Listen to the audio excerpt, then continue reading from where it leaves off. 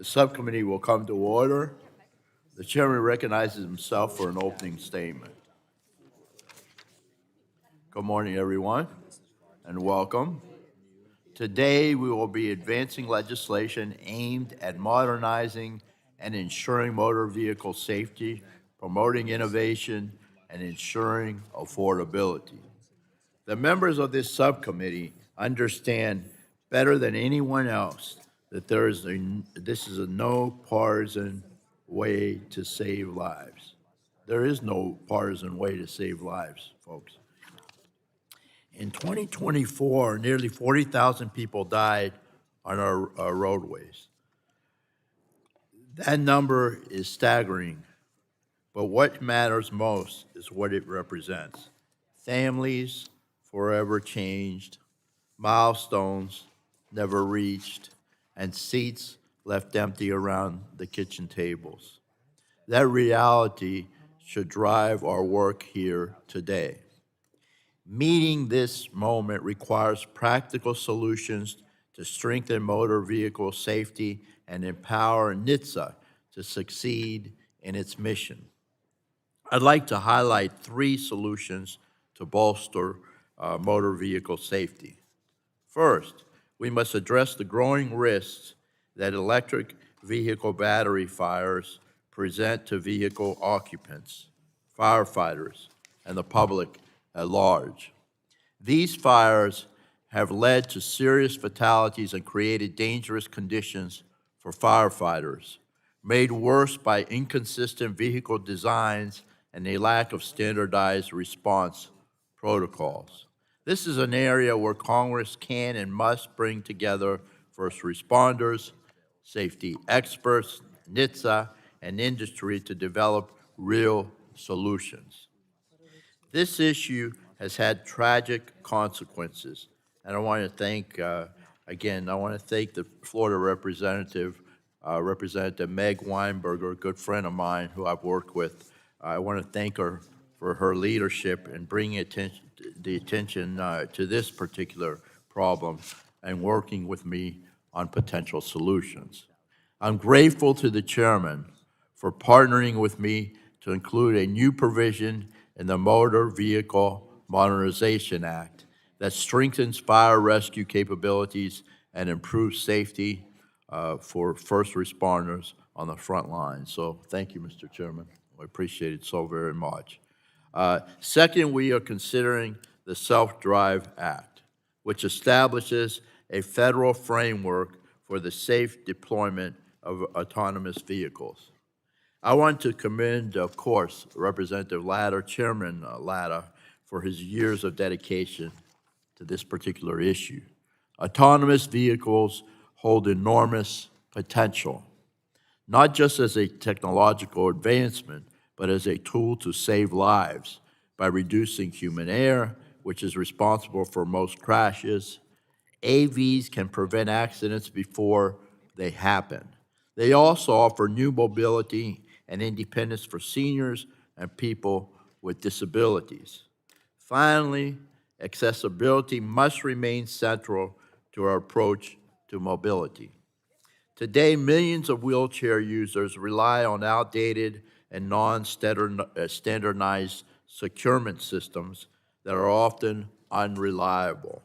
This has led to preventable injuries, restricted travel, and unnecessary dependence on caregivers.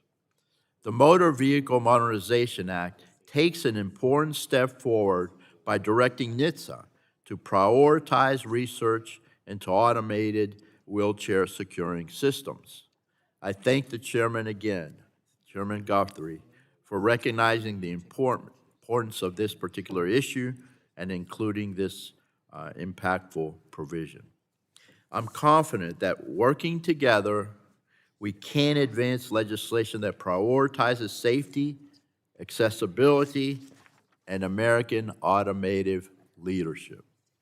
I look forward to our discussion today on how we can achieve these goals by moving these bills to the next stage of the legislative process.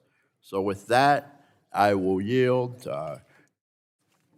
5 minutes to the ranking member of the subcommittee, Ms. Schakowsky. You're recognized. Are we on? Thank you, Mr. Chairman. And I certainly agree with much of what you have said. We have got to reduce the number of people that lose their lives on the road. We now have about 40,000, is that right? 40,000 people who die on our roads. This is not a number that has changed all that much, and it's too many, and so we have to do better. And we know that we can do that, and we should do that. What is that? We need the new resources to make sure that we can achieve that success and make sure that people are safer on the road. And this is Innovation and safety. yeah, we need more innovation, we need more safety, and we absolutely can achieve that. So we need to work together to make that happen. And we have to make sure that safety, I mean, there's a lot of issues when we're dealing with cars and moving forward, and there are changes going forward, but we need to make sure that safety is in the front line to make sure that our people are doing well. And with that, I yield. Gentlelady yields back. Now I'll recognize the chairman of the full committee, Mr. Guthrie, for his 5 minutes. You're recognized, sir. Good morning, and thank you, Chairman Bilirakis, for convening the subcommittee today. And we are here to advance proposals to modernize the automotive industry, strengthen motor vehicle safety, and ensure the agency responsible for that mission, the National Highway Traffic Safety Administration, has the tool it needs to succeed. I want to begin by recognizing my good friend, the ranking member, Frank Pallone. We share an understanding that when this committee works across the aisle, the results are lasting and durable, and hope that we can bring that bipartisan spirit to the work before us today. The importance of this legislation cannot be overstated. The automotive sector is America's largest manufacturing base, supporting over 10 million jobs and contributing to more than $1 trillion to our economy, and its impact on our cultural identity is undeniable. I know firsthand the economic impact that the auto industry has in Kentucky and across the country. This is an industry that spurs kitchen table conversations in our constituents' homes. On the global stage, our strategic competitors, particularly China, are speeding ahead to expand vehicle production and accelerate innovation. As American manufacturers work hard to stay ahead, Congress must help clear the road so they can maintain their global leadership. Many of the proposals before us today do exactly that. They are designed to improve safety, promote affordability, and cement America global leadership, automotive leadership in the years to come. This includes efforts to reform NHTSA by modernizing its research and regulatory mission, strengthening key motor vehicle programs, and advancing legislation to establish a federal framework for safety deployment of autonomous vehicles. As we move these bills forward today, there's still more work to be done, but I appreciate the opportunity to take another step in the process. Our goal is simple: to provide a set of clear, predictable solutions that allow the automotive industry to build the safest, most advanced, and most affordable cars in the world, right here at home. I look forward to working with my colleagues on both sides of the aisle to advance proposals that get this right. Thank you again, and I yield back. Gentleman yields back. Appreciate that. Now I'll recognize the ranking member, Mr. Pallone, for his opening statement. Thank you, Chairman Bilirakis. I want to start where we can all agree that 40,000 people a year dying on our roads is unacceptable, and that's why this upcoming surface transportation reauthorization matters so much. It's an opportunity to save lives and put safety first. We must make progress on reducing roadway deaths. Progress requires action, not the inaction we've seen from the Trump administration over the last year. Many of the critical safety provisions of the bipartisan infrastructure law remain unimplemented. They must be completed to protect lives. The cost of inaction and delay is not only lost lives. Car crashes cost the United States more than $390 billion annually, and that price is paid by consumers. Safety is the most affordable option we have. That's why My Safety is Not for Sale Act advances both safety and affordability by letting consumers choose the safety features they need to protect themselves and their families without requiring them to pay for expensive luxury packages. I'm also pleased to see other bills from Democratic members included in this markup. Deaths among pedestrians and cyclists are near all-time highs. Representative Clark's bill, the Magnus White and Safe Streets for Everyone Act, honors Magnus White, a 17-year-old U.S. national cycling champion who was tragically killed on a designated bike path while training to represent the United States.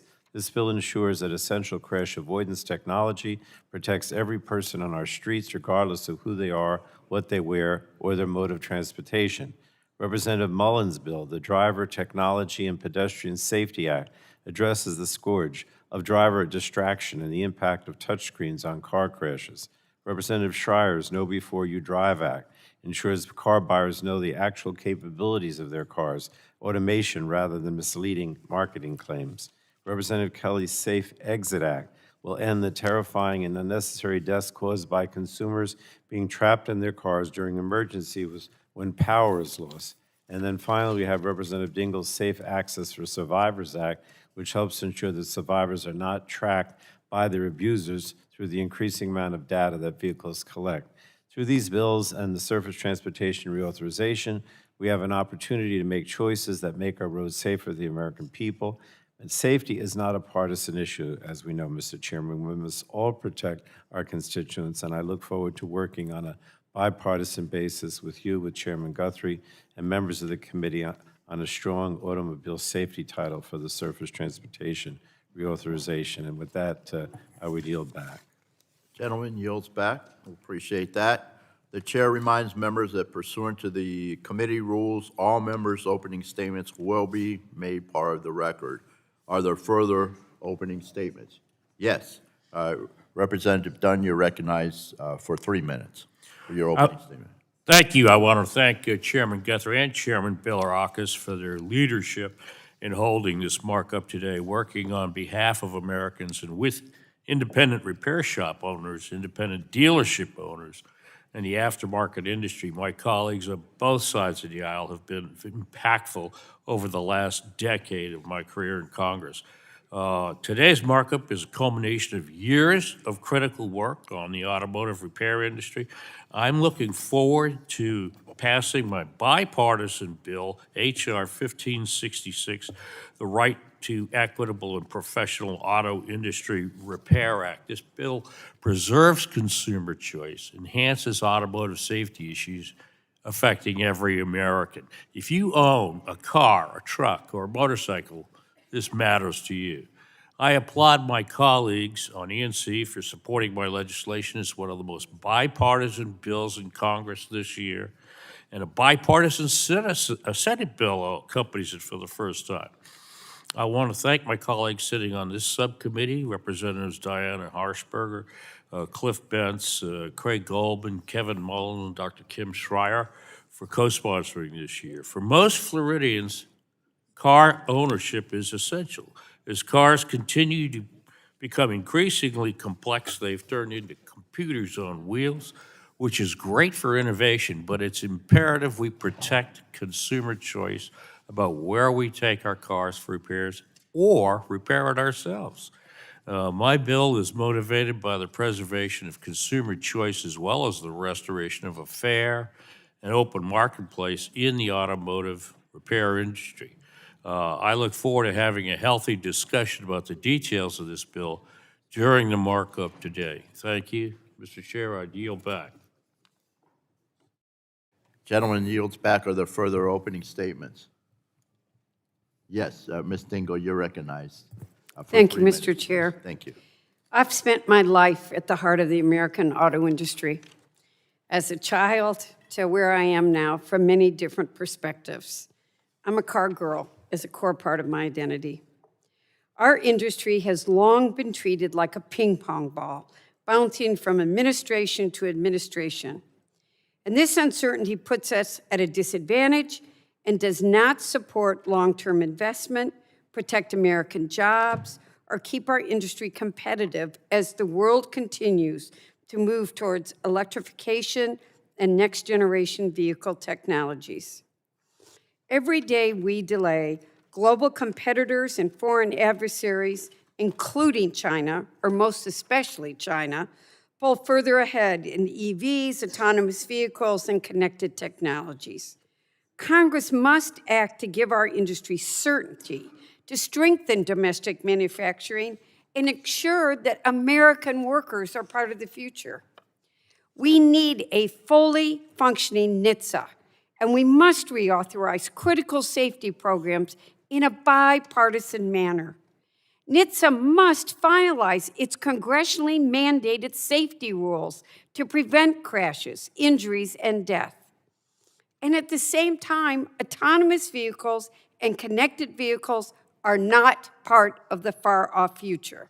They are here today, and without strong oversight, gaps in regulation will be exploited by bad actors, foreign competitors, putting safety, privacy, and American jobs at risk.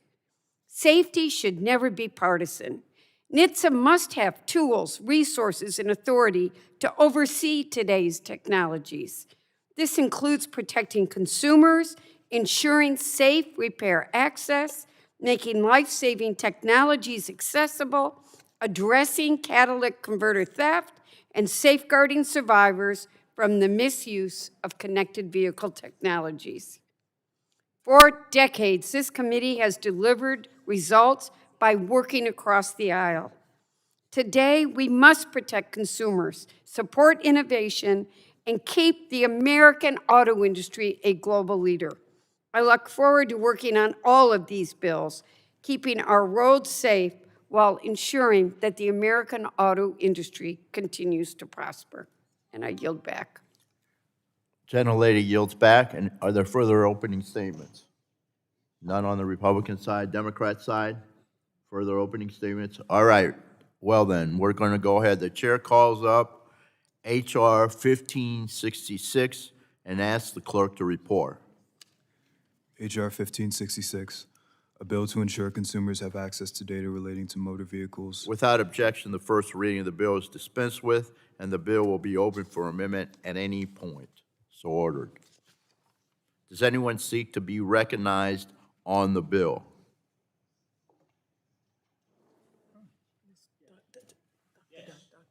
Dr. Dunn, you're recognized. Yes, to speak on the bill. Mr. Chairman, I move to strike the last word on my bill, H.R. 1566. Okay. Thank you, Mr. Chair. As I mentioned earlier, I'm incredibly proud to pass my bipartisan bill, H.R. 1566, the Repair Act, today. I applaud my colleagues on E&C for supporting my legislation. It's one of the most bipartisan bills in Congress this year, and includes a bipartisan Senate bill as well. However, our automotive sector is facing significant marketplace and regulatory challenges. My bill is motivated by the preservation of consumer choice, as well as the restoration of a fair and open marketplace in the automobile repair industry.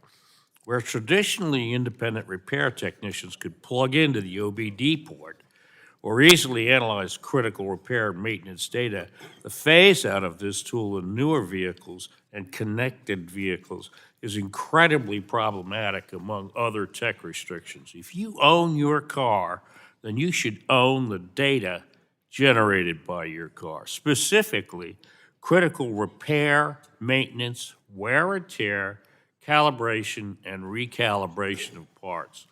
This is the basic concept of ownership. I have worked with both independent repair industry and auto manufacturers, as well as dozens of other stakeholders from the autonomous vehicle industry, rental car industry, heavy-duty vehicle industry, and independent business groups and consumer advocates. This legislation has been improved through this process, incorporates many suggestions from the automakers and franchise dealers alike. I'm committed to advancing this legislation in a way that gets it included in the safety title of the highway bill.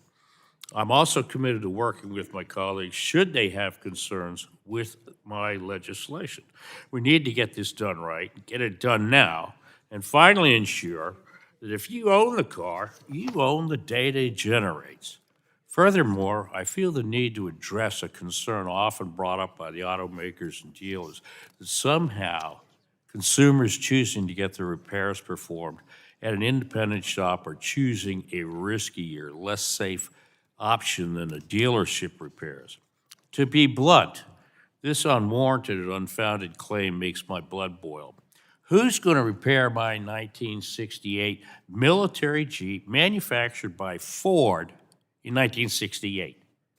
They stopped making parts for that thing 50 years ago. I'm one of the millions of vehicle owners who choose to support my local businesses. I'm offended that automakers would claim I'm making an uninformed or unsafe decision for me, my children, my grandchildren who ride in my vehicle. The simple fact is that local repair shops have less expensive repair because they offer safe, fast, accessible, and a very competitive environment in the automotive aftermarket industry that drives innovations and also drives costs down. The attempt to obfuscate this fact by belittling these workers and business owners does not sit well with me. Next, I recall that Stellantis, formerly Chrysler, had established an entirely new vision of its company to monetize data that the department expected revenue to be close to $20 billion annually by 2030. So, I know there have been actions taken against other manufacturers for selling data without owners' knowledge or notice. These kinds of dollars are at stake, and that's no surprise, I suppose, that the automakers would spend unlimited money to protect such a cash cow. Well, I think the process of collecting and selling this data is one that we should look at. My friend from Tennessee has authorized legislation to do so. I would point out my Repair Act only requires repair and maintenance data. Say again, only repair and maintenance data be made available for the aftermarket. To set the record straight, the Repair Act has provisions under Section 2 to protect intellectual property, cybersecurity, and trade secrets. This bill also grants parity between the independent shops and the dealers by requiring the shops to purchase the repair and maintenance data and fix a car. Nothing in this bill grants information for free. I look forward to addressing the concerns with the rest of my colleagues. And lastly, I'd like to yield the few seconds I have left here. No? Okay. Thank you. I yield. Gentleman yields back. Now I recognize Mrs. Dingle for 5 minutes to speak on the bill. Thank you, Mr. Chair. I move to strike the last word. You're recognized. You're recognized.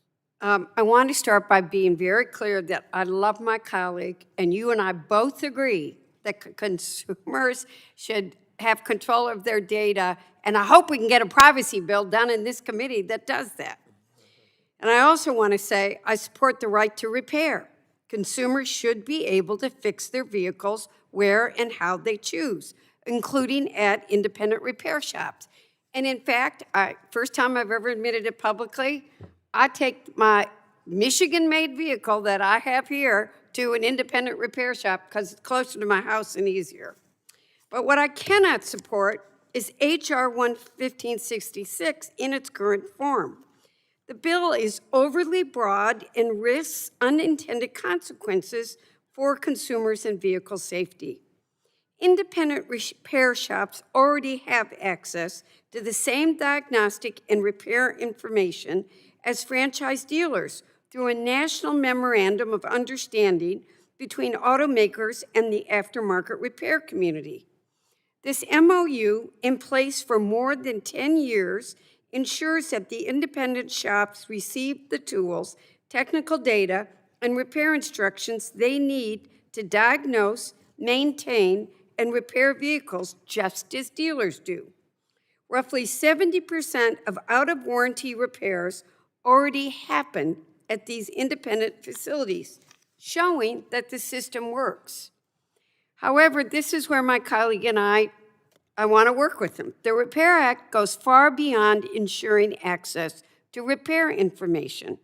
It could force disclosure of proprietary data, raising serious risks to cybersecurity, vehicle safety, and consumer privacy. Even NHTSA, Republican NHTSA, has flagged concerns warning formal technical assistance that the bill's language could create safety and privacy risks and expose consumers to harm. This bill, as drafted, could also limit consumer choice, undermine manufacturers' repair procedures, and complicate insurance claims after a crash when families just need a straightforward and simple process. We need to ask who is really benefiting here. Is it consumers or is it bad actors looking to exploit and access sensitive data and systems? The MOU has worked for over a decade, so I don't understand why we overhaul a system that's already working. Consumers have choices, and independent repair shops already have the tools and information they need to do their job safely. But I want to continue working with my colleagues to get this right. In its current form, I can't support it, but I'd love to be able to get there by full committee. Thank you, Mr. Chair. Gentlelady yields back. Now I'll recognize Mr. Fulcher, the Vice Chairman of the subcommittee, for Thank your you. 5 minutes. Thank you, on Mr. the bill. Chairman, and thank you to my good friends from the state of Florida and Washington for their work on this. I too have some questions moving forward on this legislation. I've got a concern on the personal data ownership, the personal data exposure, who might have access to that, the broadness of the availability of that data and who that could go to, and whether or not it could be sold or not, are just some of those things that are concerning to me about it. And however, this issue needs to be addressed. It needs to be brought up, and I think our good friends in Florida and Washington are rightfully doing so. I did do some of my own homework as well on this, and there is good access for independent repair currently, and most post-warranty repairs are done through independent shops, and so it may not be as big of a concern as our sponsors think. However, it does need to be addressed. I'm just basically presenting notice that I want to have some further discussions before we take this through full committee. Data privacy and data access is the biggest reason for that concern. But again, this is a very worthy issue to command some committee time. So with that, Mr. Chairman, I yield back. Gentleman yields back. Any further discussion on the bill? Okay. All right, let's move to the amendatory process. Oh, all right, Mr. Bentz, you're recognized for 5 minutes to speak on the bill. Strike the last word, Mr. Chair. Mr. Chair, I share Mr. Fulcher's concerns, but I support this bill, and I realize it's not perfect. But I do want to offer for the record 3 articles that address the need for the bill. First, the Breitbart News article dated November 5th, 2025, entitled, "Study 155 million vehicle owners face 34 billion in added costs without a right to repair law." Second, a letter to Chair Guthrie and Ranking Member Pallone dated August 18th, 2025, from 22 vehicle repair-oriented organizations supporting HR 1566. And finally, an opinion piece from the Washington Times dated October 6th, 2025, entitled, "Congress Can Help Auto Repair Shops Keep America Running."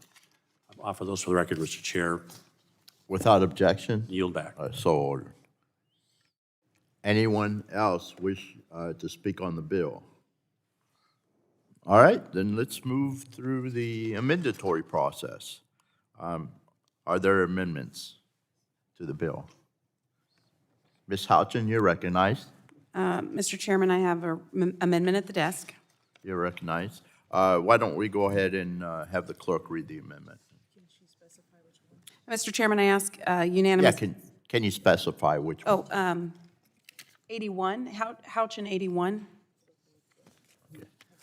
Amendment to HR 1566, offered by Ms. Houchin of Indiana.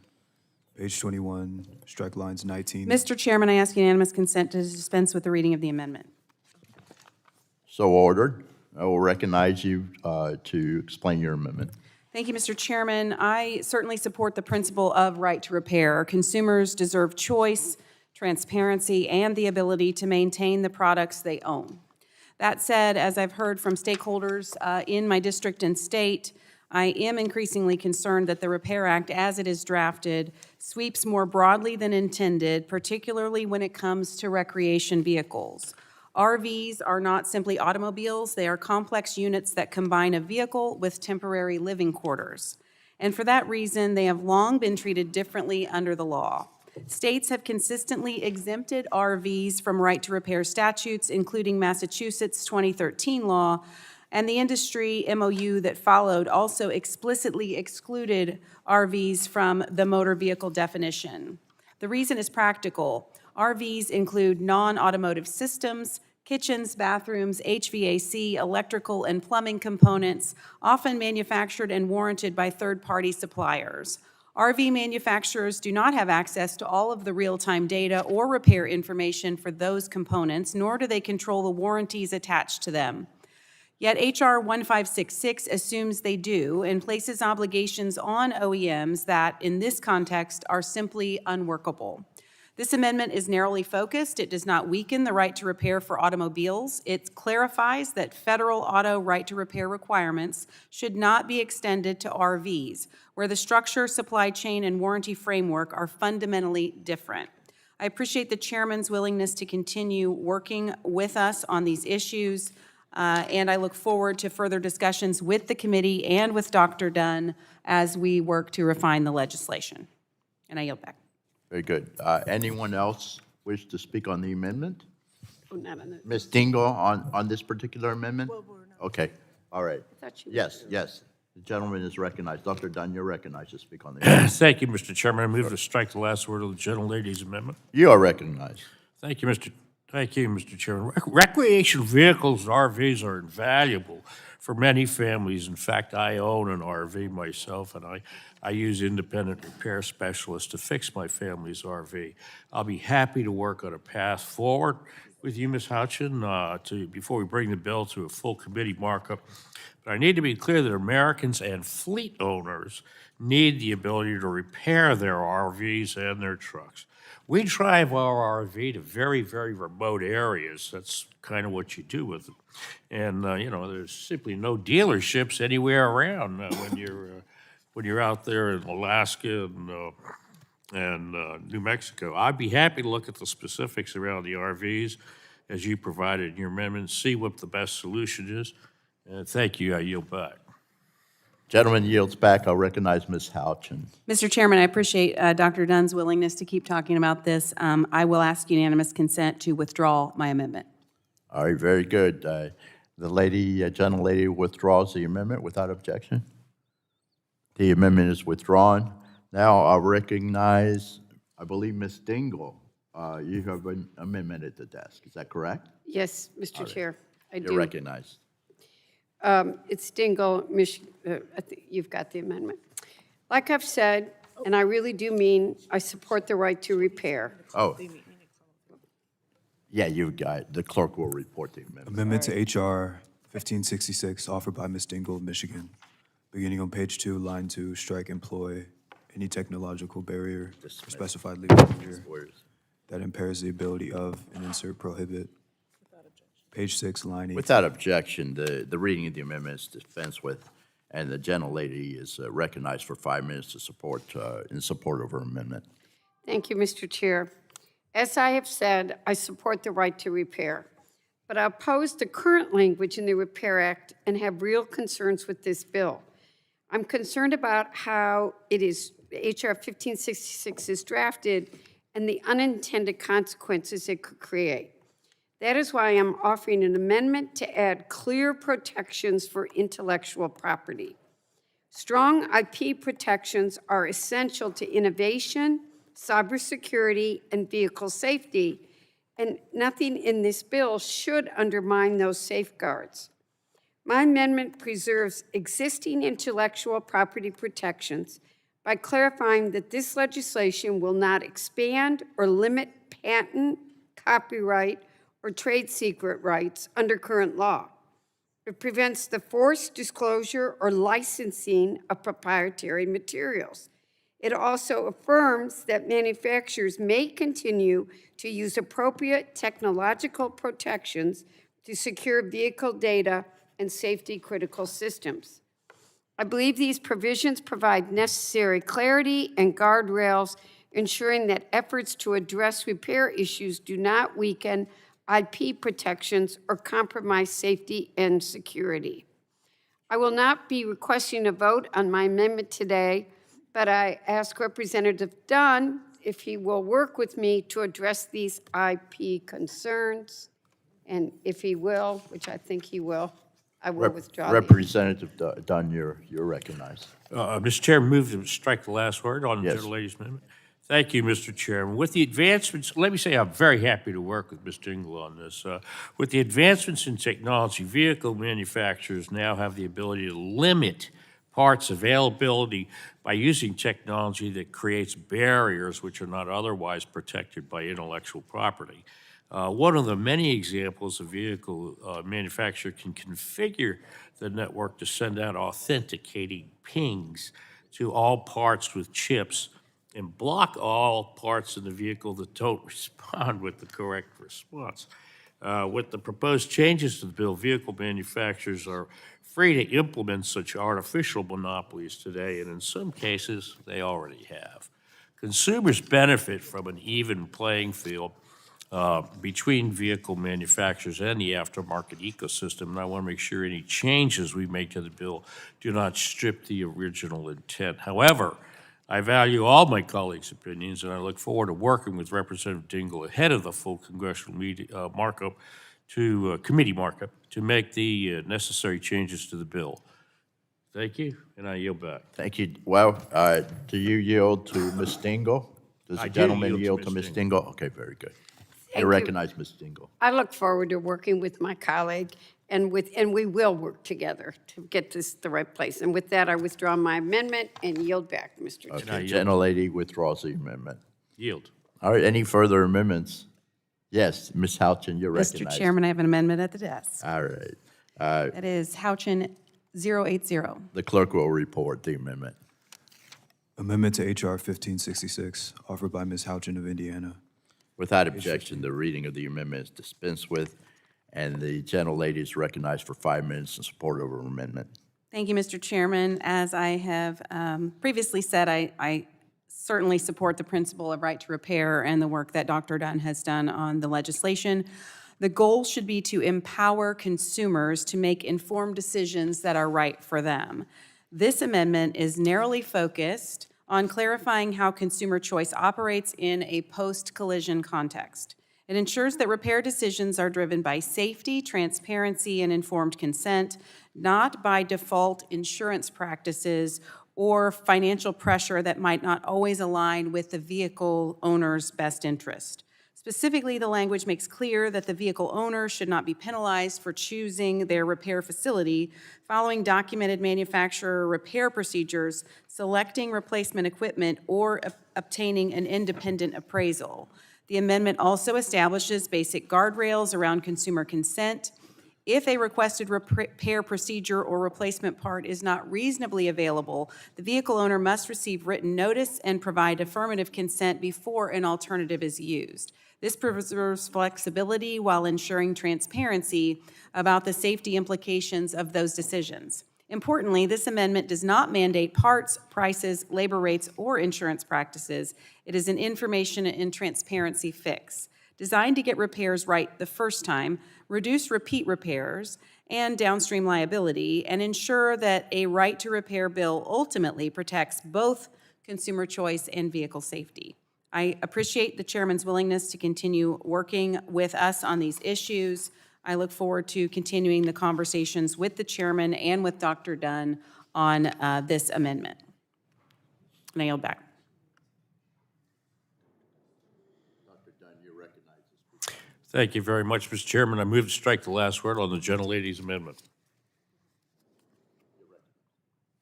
Thank you, Mr. Chair. I'm currently reviewing the full 9-page amendments submitted by Ms. Houchin this morning, just before the meeting. I haven't had a chance to honestly read it, but I'm very happy to discuss a path forward. I'm not sure that if taking the automaker's bill text that combats the Repair Act is the best place to start, which it seems like this amendment does. I understand that the continued conversations around intellectual property, barriers to repair, consumer choice, among other provisions in the amendment, is important to other members of this committee, and I'm happy to work with you on that. And we'll have candid conversations with each of you after this hearing, and I yield back, Mr. Chairman. Thank you. Gentleman yields back. Any further discussion on the amendment? Recognize Ms. Houchin. Dingle. Ms. Dingle wants to be recognized. Oh, okay. You're recognized. Thank you, Mr. I'm going to be brief, but we all know I've got some concerns here.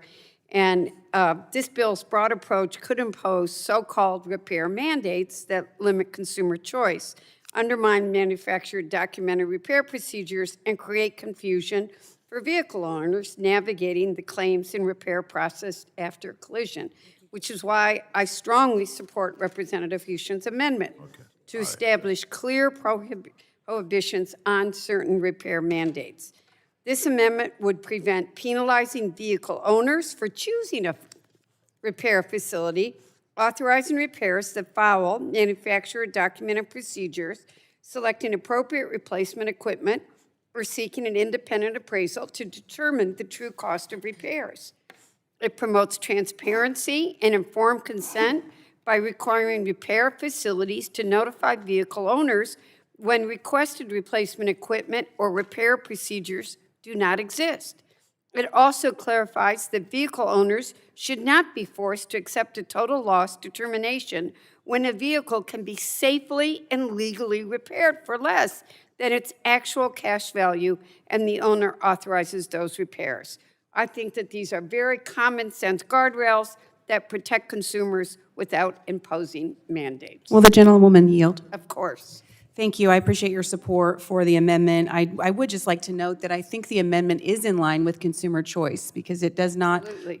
it leaves it up to the vehicle owner and not in an insurance issue where they may or may not cover the part that the vehicle owner would like to use. And I appreciate your support for the amendment. Mr. Chairman, I am looking forward to working with Dr. Dunn on these issues, and I will ask unanimous consent to withdraw the amendment at this time. Gentlelady withdraws the amendment. Does Ms. Yield back Oh, to, yield back? the Okay, gentle- she yields back. All right, very good. I don't feel there are any other amendments. Are there any other amendments to the bill? All right, I would like to enter a statement for the record from my colleague, Representative Kane, on the Repair Act. Representative Kane is unable to be here today, but would like to enter his concerns with the Repair Act into the record. So ordered. There are no objections. So this is Mr. Kane, not myself. I'm concerned the Repair Act undermines. I don't have to read it. All right, then I won't read it, but we're going to enter it to the record.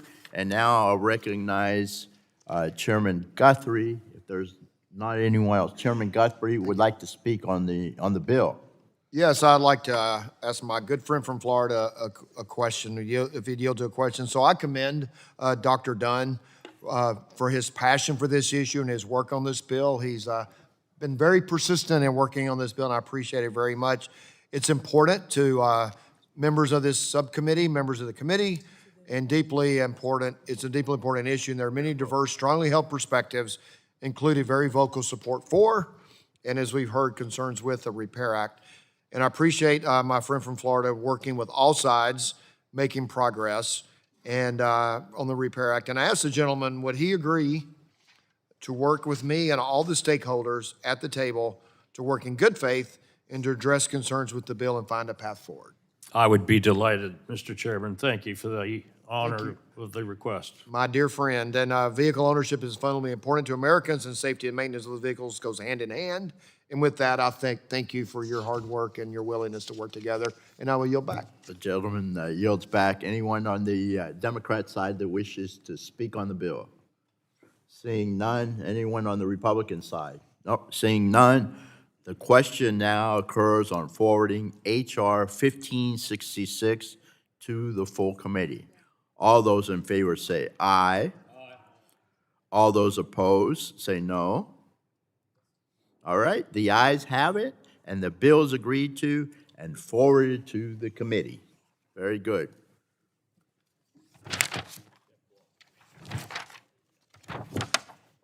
Okay, we got, next is, the chair calls up H.R. 7390 and asks the clerk to report.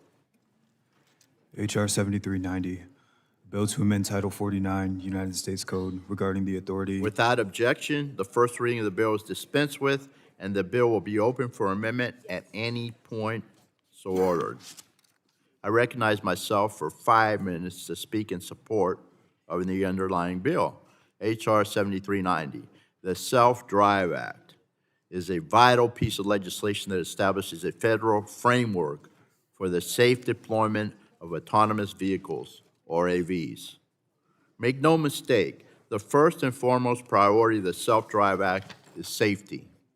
Through a safety case rulemaking and the AV data repository, this bill directs NHTSA to advance AV deployment in the safest way possible.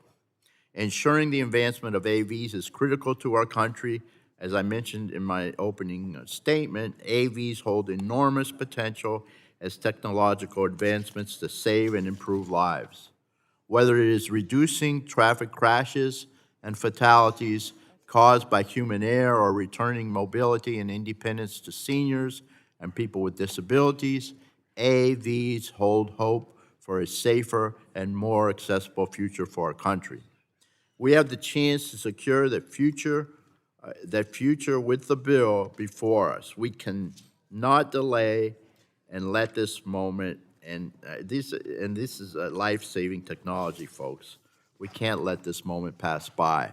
No one understands this better than my good friend, Bob Latta, Chairman of the Energy Committee, the sponsor of this bill as well, and a champion of advancing AVs. Thank you, Bob, of course, for your years of hard work and commitment to getting this done. While this bill is only sponsored by Mr. Latta, in the past it has largely been a bipartisan effort, and I expect it will be. I know we were close this time around, so I hope we can find that bipartisanship that we have had before. Let's get this done, folks. We got to do it right, though, for our constituents and for the American people. It's long overdue. I encourage all my colleagues on both sides of the aisle to support this bill, and I yield back. Is there anyone on the Democrat side that wishes to speak on the bill? Ms. Dingo, you're recognized for 5 minutes to speak on the bill. Thank you, Mr. Chair. Of course. I move to strike the last word. You are recognized. First, I want to thank my friend and colleague, Representative Latta, for his tireless work with me on autonomous vehicle legislation over the years. We've been at this together for a decade, and I truly believe that we are going to get to a bipartisan AV framework signed into law. I am not giving up until that happens. We have literally probably had over 8,000 meetings with stakeholders over the last few years. And we're really, really trying. We've worked hard to make progress on this framework, and we should be building from where we left off, not taking a step back. And I want to emphasize the importance of continuing this work and keeping every stakeholder at the table. In 2017, this committee passed a bipartisan AV bill that cleared the House. A decade later, despite technological advances in real-world deployments, Congress has yet to pass a federal framework. Autonomous vehicles are no longer just a concept. They're on our streets in cities and communities and congressional districts across the country. Yet, in 2026, we're still relying on a patchwork of state laws and outdated guidance that does not reflect the realities of today's technology. Every day that we delay, American leadership, jobs, and safety are at risk. Meanwhile, our competitors are moving fast. China has a coordinated national strategy for AVs. It's deploying robotaxis, automotive freight, and large-scale testing zones. Chinese automakers are expanding into Canada and Mexico and looking for partners here. And it's only a matter of time before they really get into the US market. China is positioning itself to dominate the global market and undercut American manufacturers, supply chains, and workers, and wants to put us out of business. And at the same time, Chinese AVs and AV technology are already in the US, and they're collecting data while American companies aren't allowed to be on their roads or to test and compete abroad. Here at home, without a clear federal framework, bad actors can market vehicles in ways that mislead consumers into believing they are fully autonomous when they are not, and we have seen those accidents. That confusion is unsafe, unacceptable, and entirely preventable. But Congress cannot sit on the sidelines. If we fail to act, our competitors will define the technology and its standards, putting the American industry and American jobs at risk. And I say this to my staff every single day. Whatever we do, people must be safe. We have to make sure safety is of the utmost importance. Human error contributes to roughly 94% of the car crashes in this country. More than 40,000 people die on our roads each year. That's 100 deaths every single day. AV technology, if deployed safely and responsibly, will reduce those numbers and save lives. Congressional inaction will not make people safer. And that's why this committee and Congress must act to establish a strong federal framework that prioritizes safety, protects consumer privacy, strengthens domestic manufacturing and jobs, and secures American supply chains. Strong federal leadership is necessary to prevent bad actors from exploiting regulatory gaps and to ensure that innovation happens responsibly here in the United States with American workers and American values. Representative Lotta and I have worked closely with stakeholders, every stakeholder, to develop a bipartisan discussion draft, which was the focus of the January hearing. While today's introduced bill has provisions we can build on, our bipartisan negotiations reflect years of progress. I am committed to working with my Democratic and Republican colleagues and with all of the stakeholders who are serious about wanting to get this done, to finalize a bipartisan AV framework this Congress. The safe deployment of autonomous vehicles in this country is urgent and necessary, and we must get this done. It's a safety issue, it's a national security issue, it's a competitive issue, it's an economic issue. Thank you, Mr. Chairman, and I yield back. Gentlelady yields back. Can't agree more. Anyone else here on the Republican side want to talk about the bill? Anybody? Yes? You're recognized. You're recognized. Thank you, Mr. Chairman. Sure. The Self-Drive Act takes a clear approach to regulating autonomous vehicles by pairing innovation with clear, enforceable safety inspections. At the core of the bill is a requirement that manufacturers develop and document a safety case for their autonomous vehicles backed by engineering data and evidence demonstrating their ability to operate safely. That includes complying with traffic laws, protecting vulnerable road users, responding to emergency vehicles, maintaining cybersecurity, and operating only within approved parameters. These requirements are enforced by the National Highway Traffic Safety Administration and subject to its civil penalty authority. The bill also modernizes vehicle design rules by allowing the removal of unnecessary manual controls while still requiring a stop mechanism for occupants. It strengthens transparency by establishing an autonomous vehicle safety data repository so the National Highway Traffic Safety Administration receives timely crash and incident data. Importantly, the legislation allows limited commercial deployment under strict federal oversight while preserving state and local authority over traffic laws, insurance, and consumer protection. China is surging, flooding the global markets with advanced AVs technology while the U.S. falls behind due to fragmented federal guidance. The Self-Drive Act is a vital national security and important imperative. It saves countless lives, enhances mobility for all Americans, and fuels job creation. As we've heard, human error drivers are 94% of crashes that have claimed nearly 40,000 lives each year. AVs can slash this tragedy by design.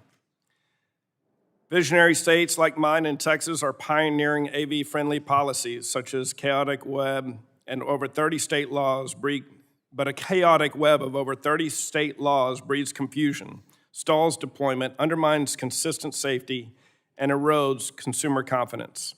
The Self-Drive Act cuts through this red tape with a unified national framework, unleashing innovation nationwide. Autonomous vehicles aren't just a future, they're a job engine for America. We know this in Texas, generating high-wage opportunities in manufacturing, software development, testing, maintenance, and resilient supply chains.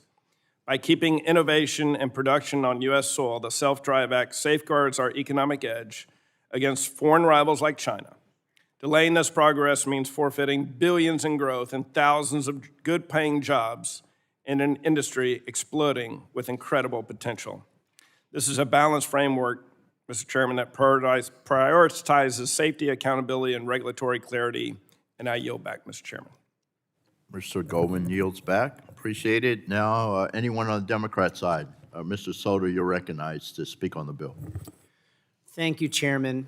Autonomous vehicles are a key part of the future of transportation.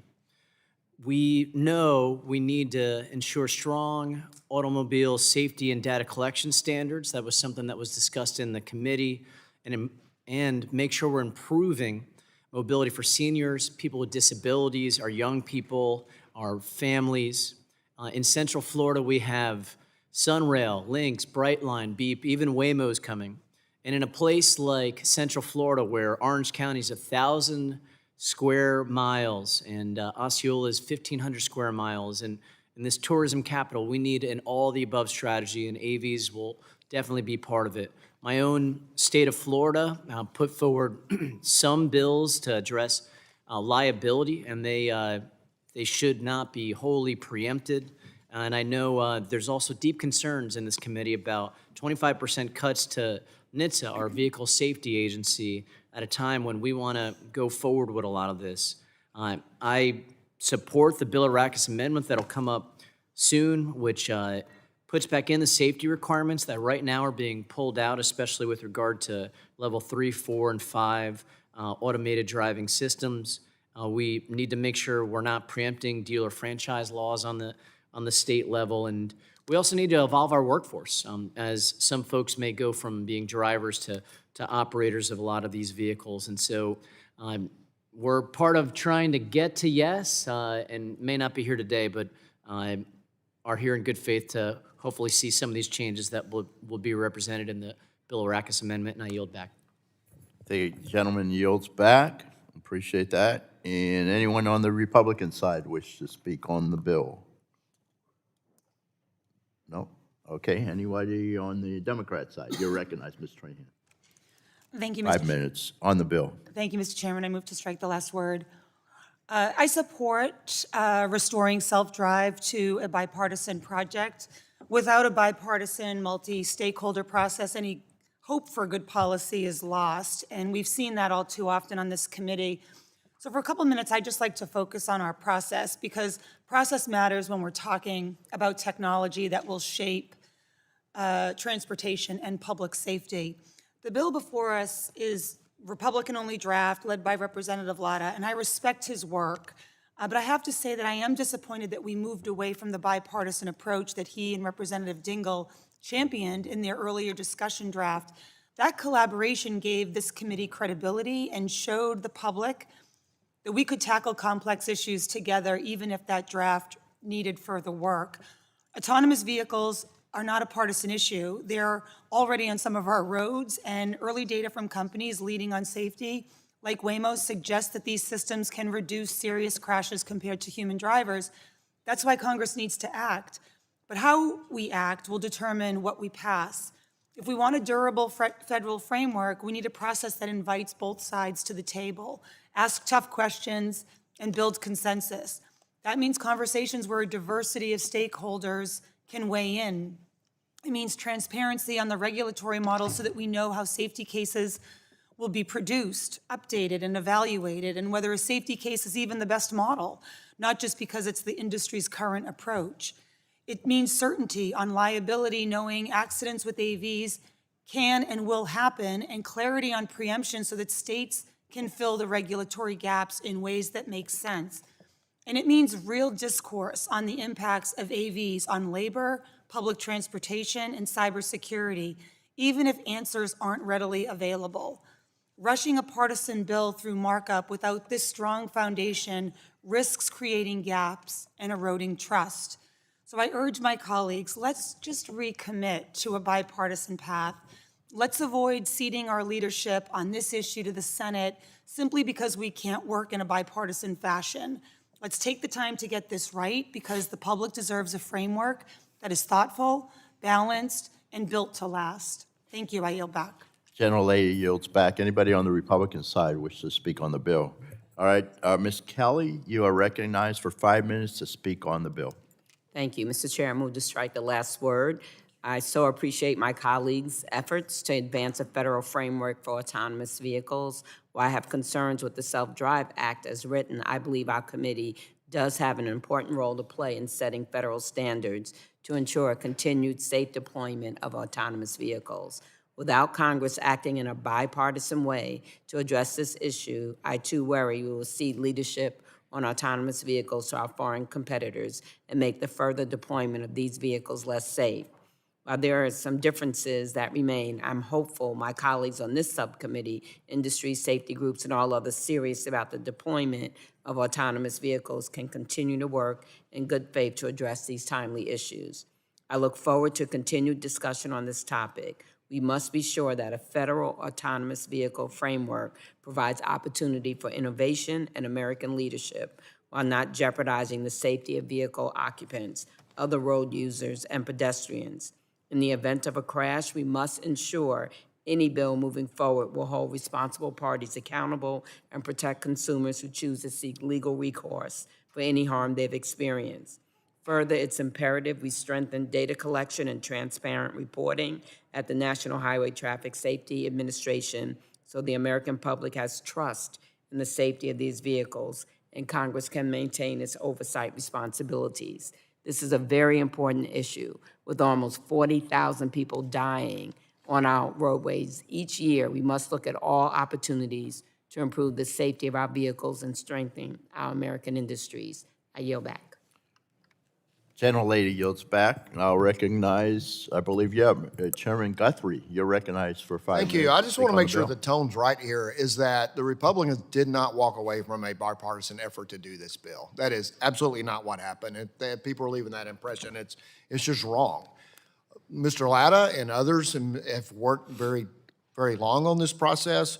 We are trying to get to the right answer. We do know that the surface transportation bill is coming up, and it's a time limit we're trying to meet. So I think you're going to hear from the tone from us today is that we are moving the bill that we have before us. We are absolutely committed to working in a bipartisan way. I think members on the other side of the aisle that have expressed interest in working on bipartisan on this will agree to that. And so the tone that we're just walking away with a partisan bill just is not accurate. It's not what happened. It's not reflect the efforts that we've made. And I really hope that we will come to a bipartisan solution as it comes to full committee so we can move forward on this legislation. I yield back. Gentleman yields back. Anyone on the Democrat side? Mr. VC, you're recognized for 5 minutes to speak on the bill. Mr. Chairman, I move to strike the last word. You're recognized. Thank you, Mr. Chairman. The district that I represent in the North Texas region has truly become one of the autonomous vehicles' key hubs for testing and deployment. And so the constituents that I served are increasingly accustomed to seeing this technology on the road. And I believe this technology has the opportunity to grow our economy and save lives. Texas has not had a day without a fatality since 2000. And it's time that this terrible streak come to an end. And while 7390, the Self-Drive Act, may still need some work, I really do believe it's critical that we show leadership and create a federal framework for autonomous vehicle deployment.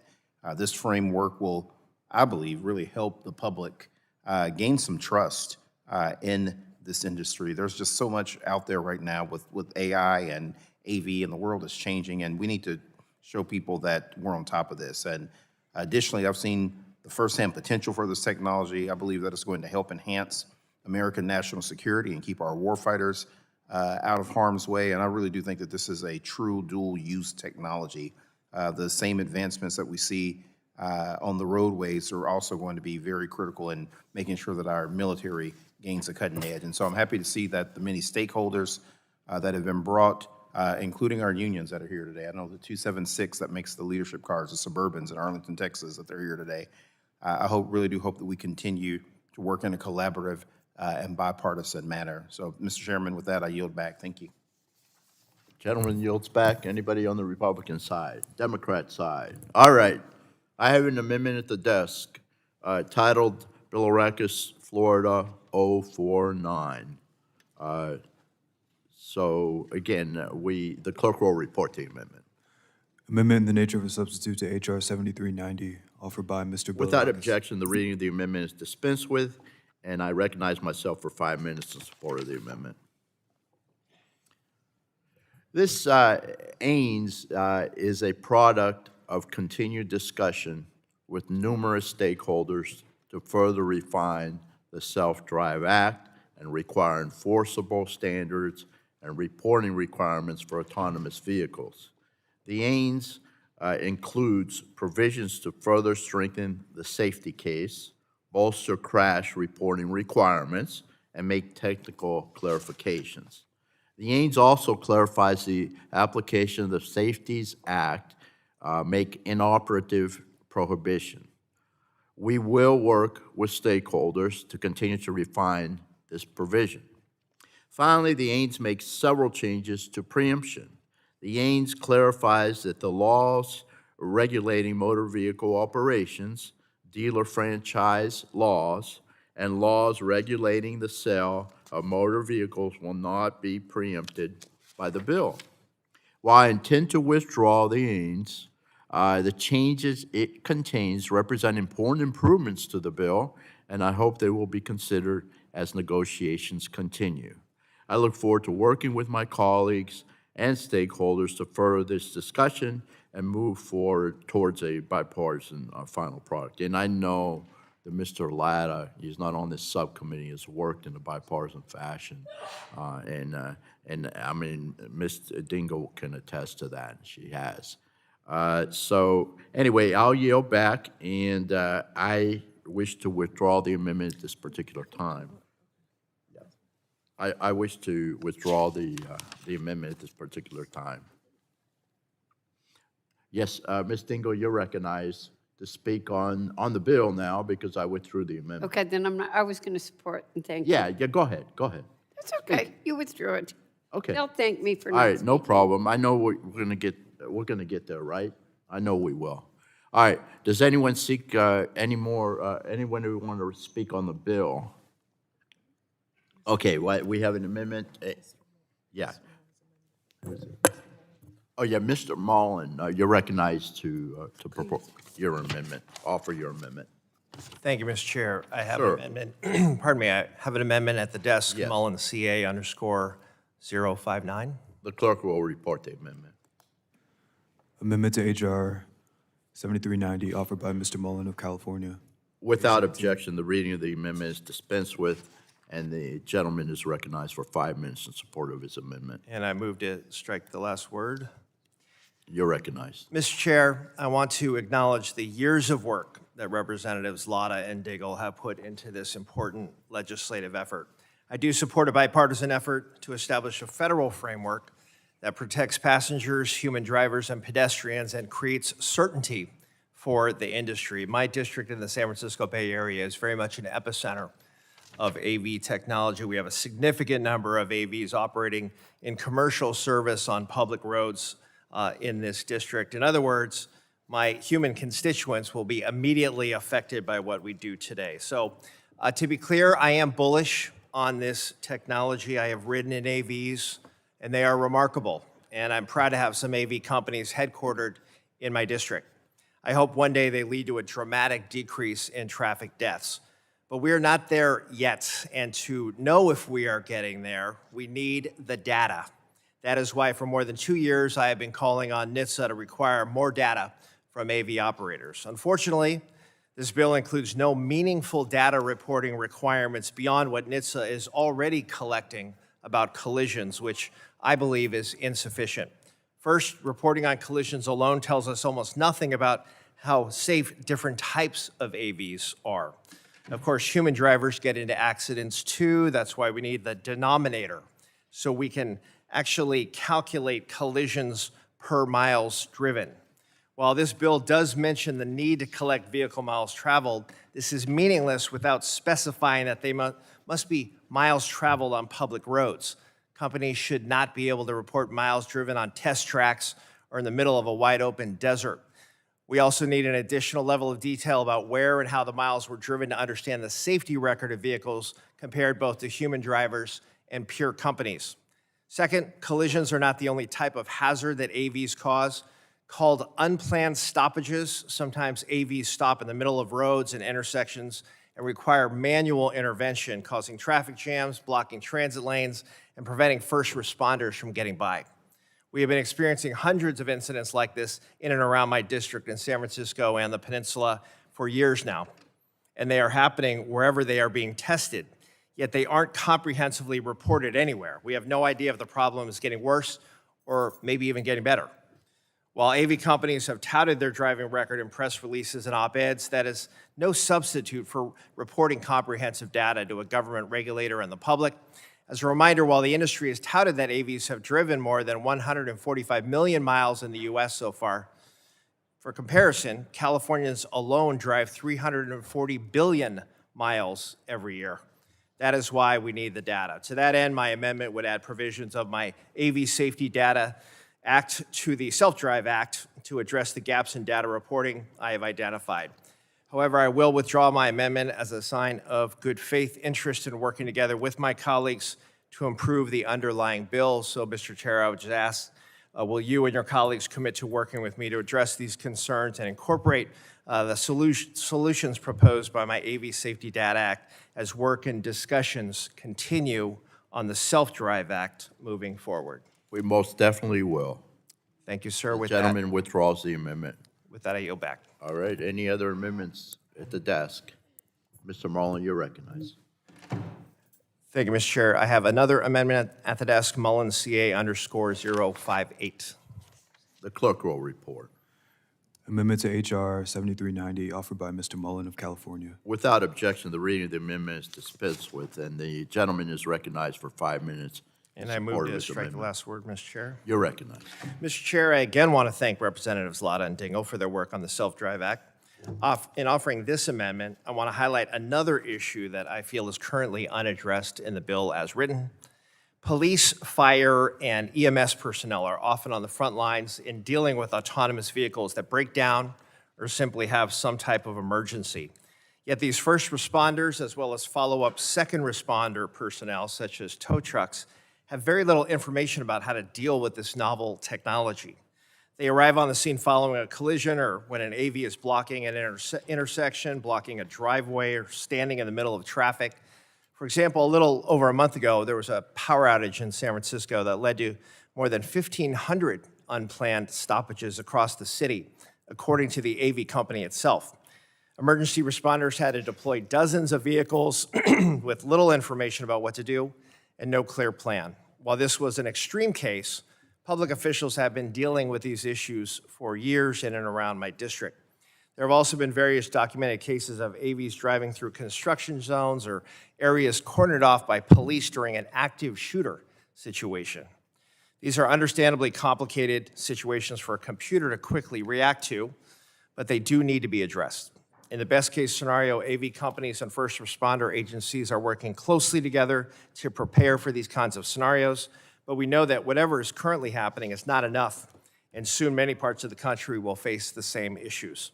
Without clear protocols for coordination, emergency responders are operating in the dark, which makes us less safe.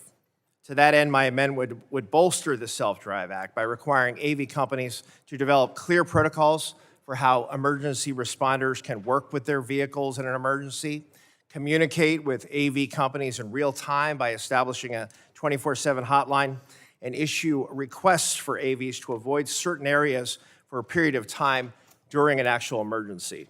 This amendment would also require NHTSA to establish uniform emergency response standards in the coming years, so first and second responders don't have to keep track of different protocols for different operators. Again, I will withdraw my amendment as a sign of good faith interest in working together with my colleagues to improve the underlying bill. And Mr. Chair, will you and your colleagues commit to working with me on incorporating provisions of my amendment on emergency response coordination in self-drive into discussions moving We forward? certainly will. We certainly will. Thank you, I sir. know Representative Latter is looking forward to it, so thank you. Thank you, The sir. With that, I gentleman yield back. withdraws the amendment. Any further amendments? Seeing none, now, if there are no further discussions on the bill, seeing none, the vote occurs on the final passage of the bill.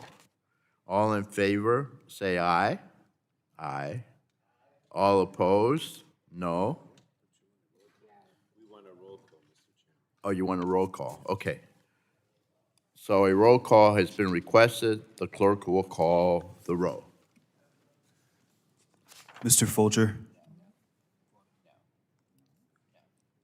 Mr. Dunn? Mrs. Kamick?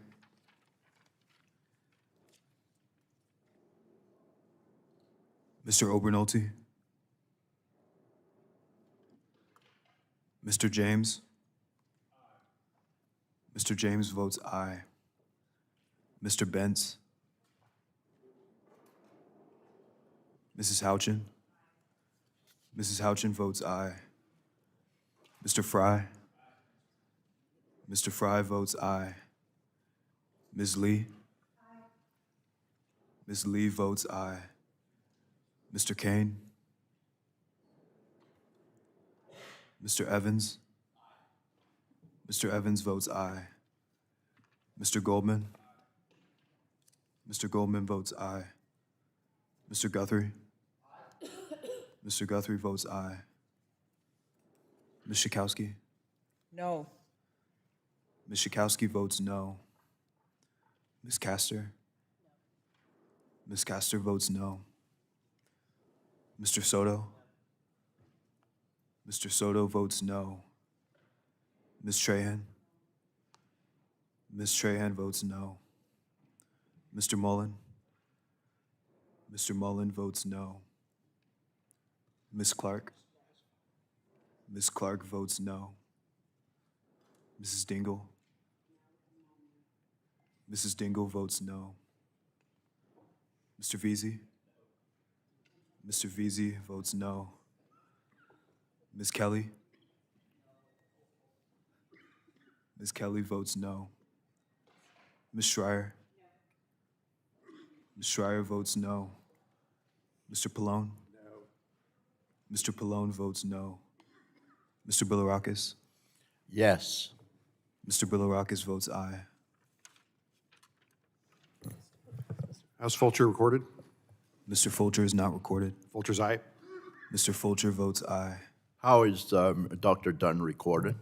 Mr. Dunn is not recorded. Aye. Mr. Dunn votes aye. How is Mr. Bentz recorded? Mr. Bentz is not recorded. Mr. Bentz votes aye.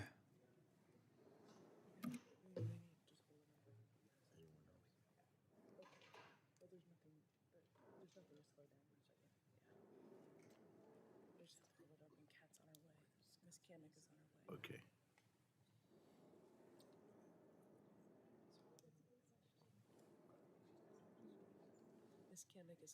Yeah.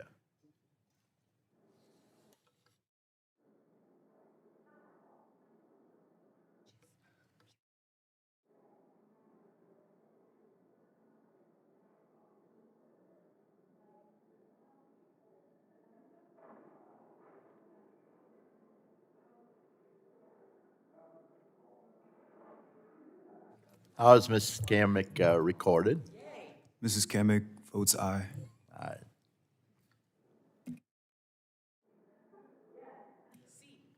Mrs. Kamick is recorded as aye.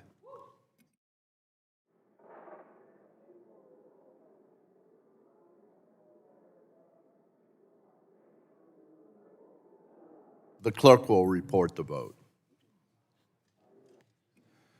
Mr. Chairman, on that vote, there were 12 ayes and 11 noes. The ayes have it. The bill is adopted. Mr. Now- Chairman, Yes. I now recognize the ranking member of the full committee, Mr. Pallone, for 5 minutes for a point of personal privilege. thank you, Mr. Recognized. Chairman. First, I want to acknowledge the years of leadership on autonomous vehicles policy by Representative Dingell and Representative Latta, and to thank them for their work. This is an important and challenging issue, and it's going to take time to get this right. Now, I voted no on the Self-Drive Act because of concerns related to the breadth of preemption, whether the safety case in the introduced bill could meet the mark for safety, if the data collection provisions are strong enough to provide transparency, and the grant of exemptions for commercial operations. So I can't support the bill today, but I can commit to working with Chairman Guthrie, Mrs. Dingell, and Mr. Latta on a bipartisan path forward for a federal AV framework later this year. So, Mr. Chair, I suggest that, and this is to Mr. Guthrie, the chairman of the full committee, I would suggest that we dedicate time to this issue this summer. Summer may seem far away right now, but it really isn't. And that will give us enough time to first handle the other bills before us today, including coming to agreement on a bipartisan safety title. So I was going to ask Chairman Guthrie, can we agree to work together on the AVs this summer, sooner if possible, but probably not till the summer? Thank you, Ranking Member Pallone. And I first want to say that we have been working on this for quite a bit. Today wasn't a partisan exercise, as has been suggested. We have been working together, and I understand your concerns, and we've been talking about your concerns of the Self-Drive Act as drafted, and I agree this bill will need more time. That said, I believe there remains a path forward for us to come together and continue to work on the legislation into the summer.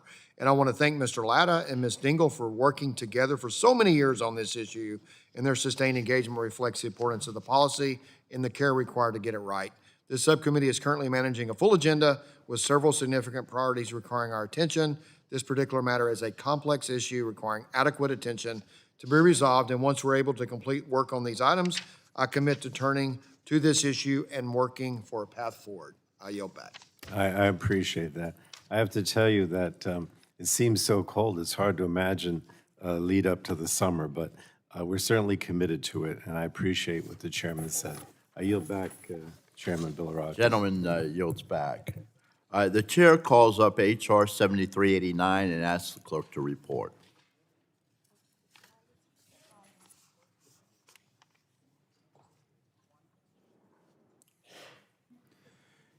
H.R. 7389, a bill to modernize the motor vehicle safety programs of the National Highway Traffic Safety Administration. Without objection, the first reading of the bill is dispensed with, and the bill will be open for amendment at any point. So ordered. Does anyone seek to be recognized on the particular bill? Yeah, Chairman Guthrie, you're recognized for 5 Thank you, Chairman. Our primary tasks here today are to strengthen the motor vehicle safety, modernize NHTSA, and unlock innovation in the automotive industry. The Motor Vehicle Modernization Act advances all three of these objectives. First, the bill improves roadway safety by revamping new car assessment program to incentivize automakers to deploy new safety technologies, ensure efficient and effective vehicle recall process, and improve consumer understanding of vehicle automation technologies. Second, we modernize the agency responsible for vehicle safety, NHTSA, by requiring the agency to clearly plan and prioritize its vehicle safety research and rulemaking work, regular review regulations and updates, and reduce unnecessary paperwork. And third, the bill supports the continued strength of the U.S. automotive industry by streamlining and bolstering the general exemption process and modernizing an agency critical to the success of the industry. I look forward to working with my colleagues on this issue, and I will yield back. Gentleman yields back. Any further discussion on the bill? Representative, of course, Ranking Member Pallone, you're recognized. Chairman Bilirakis, I move to strike the last word to speak in opposition to H.R. 7. You are recognized. Thank you. Obviously, the surface transportation reauthorization is an opportunity to double down on safety, and I know we share the goal of keeping Americans safe on our roads, but I am concerned that several provisions in this act may lead us in the wrong direction, and that includes the unprecedented expansion of exemptions from 2,500 vehicles to a whopping 90,000 vehicles, also permitting equipment with known defects to remain on the road, and self-testing of safety features by industry, and establishing a deregulatory process to roll back existing safety standards. So I look forward to bipartisan conversations on these issues and more, including how to address resource challenges at NHTSA, encouraging completion of existing rulemakings, and focusing on emergency safety issues, including through the bills before us today. So at this time, I am in opposition, but I do think that we can work together. And I yield back the remainder of my time. Gentleman yields back. Anyone on the Republican side wish to speak on the bill? On the Democrat side? Yes, you're recognized, Ms. Castor, for 5 minutes on the bill. Well, thank you, Chair Bilirakis. I move to strike the last word. You are recognized. First of all, thank you for holding today's markup. I think autonomous vehicles have the potential to be a transformative technology, but they must be deployed in a way that keeps the public safe. And that's kind of the crux of the matter with this bill. For years, the National Highway Traffic Safety Administration has been charged with setting motor vehicle safety standards for all new cars. These safety standards are vital to keeping folks safe on the road. But autonomous vehicles, like regular vehicles, must comply with the motor vehicle safety standards unless a manufacturer is granted an exemption. A manufacturer can ask for an exemption for 2,500 vehicles.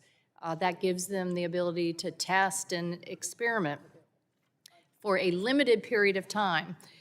The Motor Vehicle Modernization Act by Chair Guthrie contains a provision that would expand NHTSA's exemption authority by 35 times, what Ranking Member Pallone just called a whopping 90,000 new cars potentially operating on our roads that do not meet basic safety standards. I think that's just a bridge too far. That's just too many out there on the road. Scaling so quickly would introduce risks that NHTSA would not be able to control, would magnify consequences of any flaw. And oftentimes when you're talking about AVs, you're talking about software. So think about that flaw would likely be replicated too quickly, and it could speed faster than NHTSA's ability to respond. An exemption is meant for experimentation, not for mass deployment. New car designs and systems are welcome. We need to continue innovation in America, but they must be implemented intentionally and safely. So I urge the chair to reconsider this provision, and with that, I yield back my time. Generally yields back. Anybody on the Republican side wish to speak on the bill? Seeing none. Any Democrats? Seeing none. Okay, we'll move to the amendatory process. For what purpose does the gentleman seek recognition? Mr. Chairman, I have an amendment at the desk titled, The clerk will report, but go ahead, yeah. Fry 119. Amendment to H.R. 7389, offered by Mr. Fry of South Carolina. At the end of the bill, insert the following. Without objection, the reading of the amendment is dispensed with, and the gentleman is recognized for 5 minutes on his amendment. Thank you, Mr. Chairman. My amendment seeks to bring the federal motor vehicle safety standards for tires into the 21st century. Specifically, the amendment removes outdated tire testing requirements that inhibit domestic manufacturing of and consumer access to the safest and most innovative tires on the road. This amendment addresses a simple but crucial problem. Today, we are using tests designed in the 1960s that replicate common issues exclusively experienced by biased ply tires, which are different than the radial tires that we have today, to test modern, high-performing tires of today. Utilizing these tests for radial tires does not provide regulators or tire manufacturers with any data of value to demonstrate tire safety. These tests and current definitions force tire engineers in the U.S. to design radial tires to pass irrelevant standards, leaving them unable to bring the safest and most innovative radial tires already available on the global market to U.S. consumers. This amendment does three things. First, it eliminates the bead unseating and plunger energy tests for radial tires. Second, it refines the definition of chunking in tire endurance testing to distinguish between actual structural failures and superficial wear and tear created by laboratory equipment. And third, this amendment maintains robust safety standards. I want to be clear that this amendment does not eliminate safety testing of tire performance. In fact, safety for tire consumers is of my utmost concern. Our state relies on it. South Carolina is the top tire manufacturing state in the country, with 17 facilities across the state. In my district alone, the industry creates almost 6,000 well-paying jobs and contributes $1 billion in economic output. For the industry to continue its success in South Carolina and the United States, tire manufacturers need to continue offering consumers safe, innovative tires. But these aren't the tests that get us there. Instead, tire manufacturers conduct more rigorous safety tests on every tire on the road.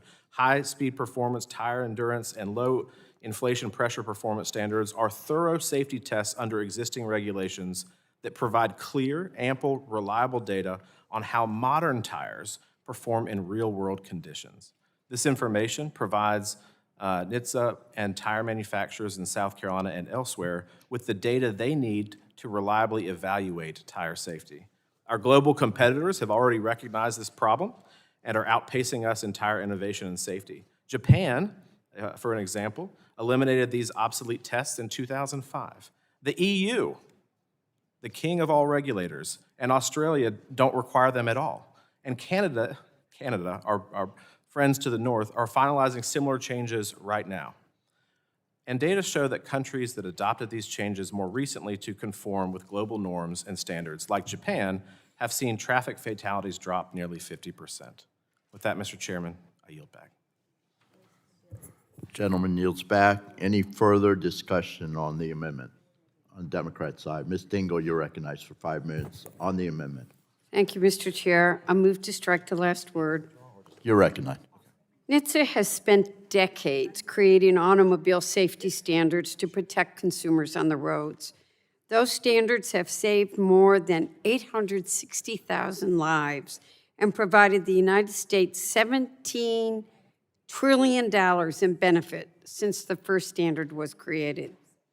They should not be rolled back without careful consideration of safety impacts by the subject matter experts at NHTSA and a plan to mitigate those impacts. That is why I have to oppose Representative Frye's amendment. This amendment would roll back such standards without sufficient NHTSA consideration, and I cannot support it. Bypassing NHTSA's expertise and process is not the way to protect the American people and make our roads safer.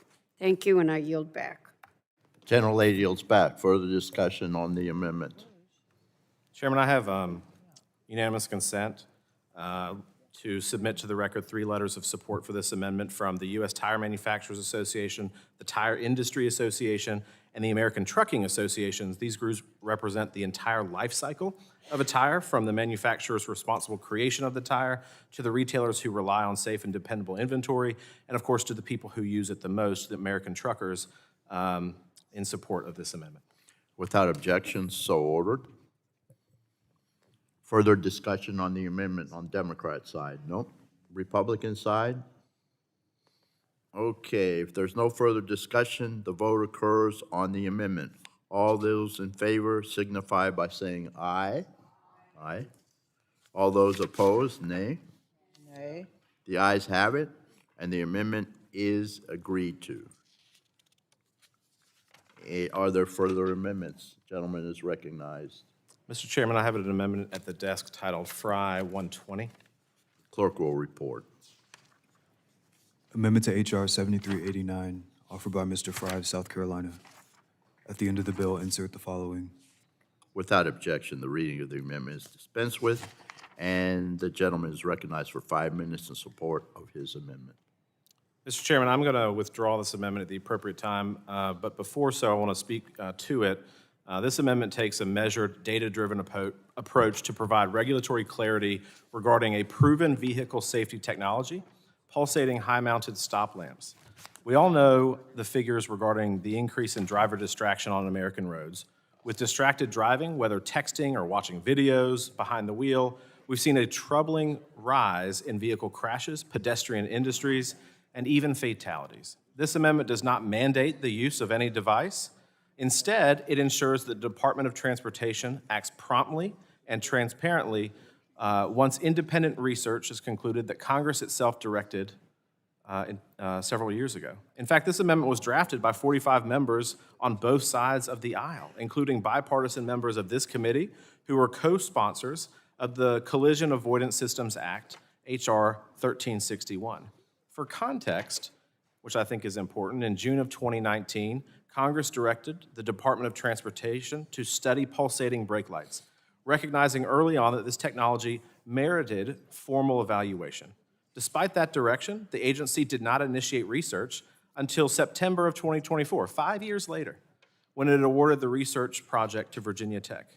This amendment requires the Secretary of Transportation to review that Virginia Tech study within 90 days of completion and make a clear evidence-based determination. It directs the Department of Transportation Secretary to either follow the technology to proceed, to update regulations accordingly as needed, or to explain in writing to members of this committee why such technology would create an overall safety risk. This is a fair and balanced compromise that reflects agency expertise, preserves the research process that Congress directed, and finally puts an end to uncertainty about this proven safety technology. The technology we're talking about is not new or experimental. It has been on the market for 25 years, installed in approximately 4 million vehicles, and has been shown to reduce rear-end collisions by more than 30%. Several states, including California, Maryland, Tennessee, and Texas, have already authorized or approved its use. When states with very different regulatory philosophies arrive at the same safety conclusion, that tells us something important. Federal agencies agree. The Department of Transportation's Federal Motor Carrier Safety Administration has approved this technology for certain trucking fleets, largely because of the proven data showing significant reduction in rear-end collisions. This amendment promotes regulatory clarity, consumer choice, and roadway safety without new mandates, taxpayer costs, or picking winners. Most importantly, it reflects a bipartisan principle we should all share. When a safety technology demonstrably saves lives, the government should not stand in the way of updating outdated regulatory requirements.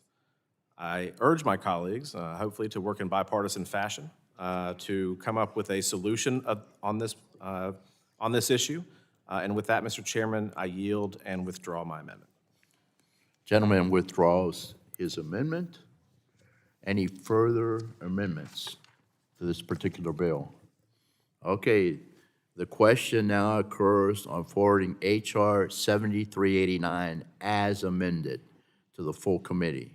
All those in favor say aye. Aye. Those opposed, no. No.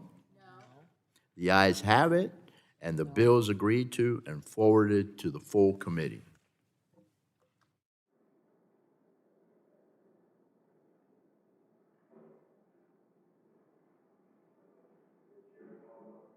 H.R.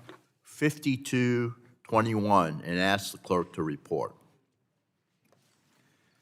H.R. 5221, a bill to prevent the theft of catalytic converters and other precious metal parts, and for other purposes. Without objection, the first reading of the bill is dispensed with, and the bill will be open for amendment at any point.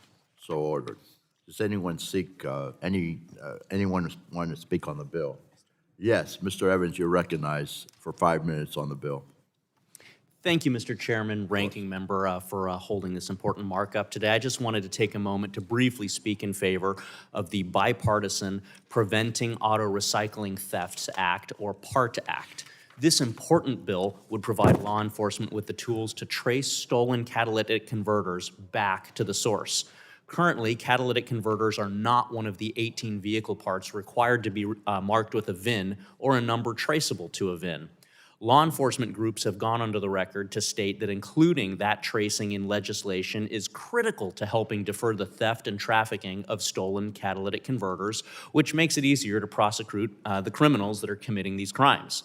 Catalytic converter theft is an issue my home state of Colorado has grappled with, in addition to car thefts, as a result of statewide soft-on-crime policies. In fact, our Attorney General, Phil Weiser, just a few years ago remarked that car thieves should be kept in jail only after, quote, someone commits a third or a fourth car theft in 3 months, end quotes. He went on to identify the best way of combating catalytic converter theft as, quote, purchasing insurance that covers your catalytic converter if stolen, end quote. As a police officer in the Denver metro area for over 10 years, I saw the results of this soft-on-crime approach. It's partly why insurance costs have skyrocketed in Colorado, making our state the 5th most expensive state for auto insurance.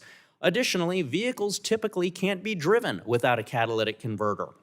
And supply chain backlogs, coupled with heavy-handed bureaucratic red tape and overregulation, can result in a 9-month delay in getting a replacement catalytic converter. I've seen it happen.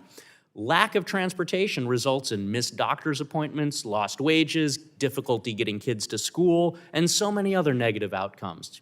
In contrast to a soft-on-crime approach, this bill takes the problem seriously by actually increasing criminal penalties for this kind of crime, while also providing assistance to eligible entities like auto repair shops and service centers to be able to stamp the VIN on catalytic converters, which helps law enforcement track that stolen piece of equipment. My constituents deserve real solutions, which the PART Act helps to deliver with a national framework to combat catalytic converter theft. I'm proud to support this bipartisan bill, and I urge my colleagues to join me today in voting it out of committee. Thank you, and yield back. The gentleman yields back. Any further discussion on this particular bill? Yeah, Ms. Dingell, you're recognized for 5 minutes on the bill. Thank you, Mr. Chair. I move to strike the last word. You're recognized. Catalytic converter theft, thank you for that. Catalytic converter theft has surged in recent years, driven by the skyrocketing value of precious metals. Since the pandemic, thieves have targeted vehicles in neighborhoods, parking lots, and driveways, often stealing converters in just minutes. These crimes are costly, disruptive, and quite frankly, what's becoming very worrisome, they're turning violent. They also frequently cross state lines, making investigation and prosecution difficult for local law enforcement. For criminals, a stolen catalytic converter brings in $20 to $350 on the black market. For consumers, the cost is far higher. Replacing that stolen converter can exceed $2,500, and repair costs often rise due to the additional vehicle damage. Many victims also never report these crimes because insurance deductibles or premium increases outweigh the value of a claim. As a result, this burden falls hardest on people who can least afford it. The bipartisan PART Act offers a common sense solution. It requires new vehicles to have catalytic converters stamped with unique, traceable identifying numbers, establishes a grant program to mark converters already on the road at no cost to consumers, and creates clear federal criminal penalties for the theft, sale, or trafficking of stolen catalytic converters. By improving traceability and transparency in the resale market, this will help deter theft, protect consumers, and equip law enforcement with the tools they need. I urge all of my colleagues to support the PART Act. Thank you, Mr. Chair, and I yield back. Gentlelady yields back. Anyone further on the bill? No further discussion on both sides? All right. No amendments? I understand no amendments, is that correct? No one wishes to offer amendments? Okay, the question now occurs on forwarding H.R. 5221 to the full committee. All those in favor say aye. Aye. Those opposed, no. The ayes have it, and the bill is agreed to and forwarded to the full committee. Next, we're going to call up H.R. 2110 and ask the clerk to report. H.R. 2110, a bill to establish a process for survivors to request the termination or disabling of connected vehicle services that abusers misuse and for other purposes. Without objection, the first reading of the bill is dispensed with, and the bill will be open for amendment at any point so ordered. Does anyone wish to speak on the bill? Yes, you're recognized. Ms. Lee is recognized for 5 minutes on the bill. Thank you, Mr. Chairman. I speak in support of H.R. 2110, the Safe Vehicle Access for Survivors Act, led by my colleagues, Mrs. Dingell and Mr. Crenshaw. Thank you both for your bipartisan leadership on this incredibly important issue. The Safe Vehicle Access for Survivors Act requires manufacturers who produce connected vehicles to terminate or disable a domestic abuser's access to a vehicle's connected capabilities and data at the request of a domestic violence survivor. This bill takes a concrete step to protect and empower survivors of domestic violence to step away from their abusers. The freedom of a vehicle can be literally life-saving for a victim, and any abuser access to the connected capabilities or data can put that victim's life in danger. Being able to cut off that access is critical, and this bill will help and save domestic violence victims across the country.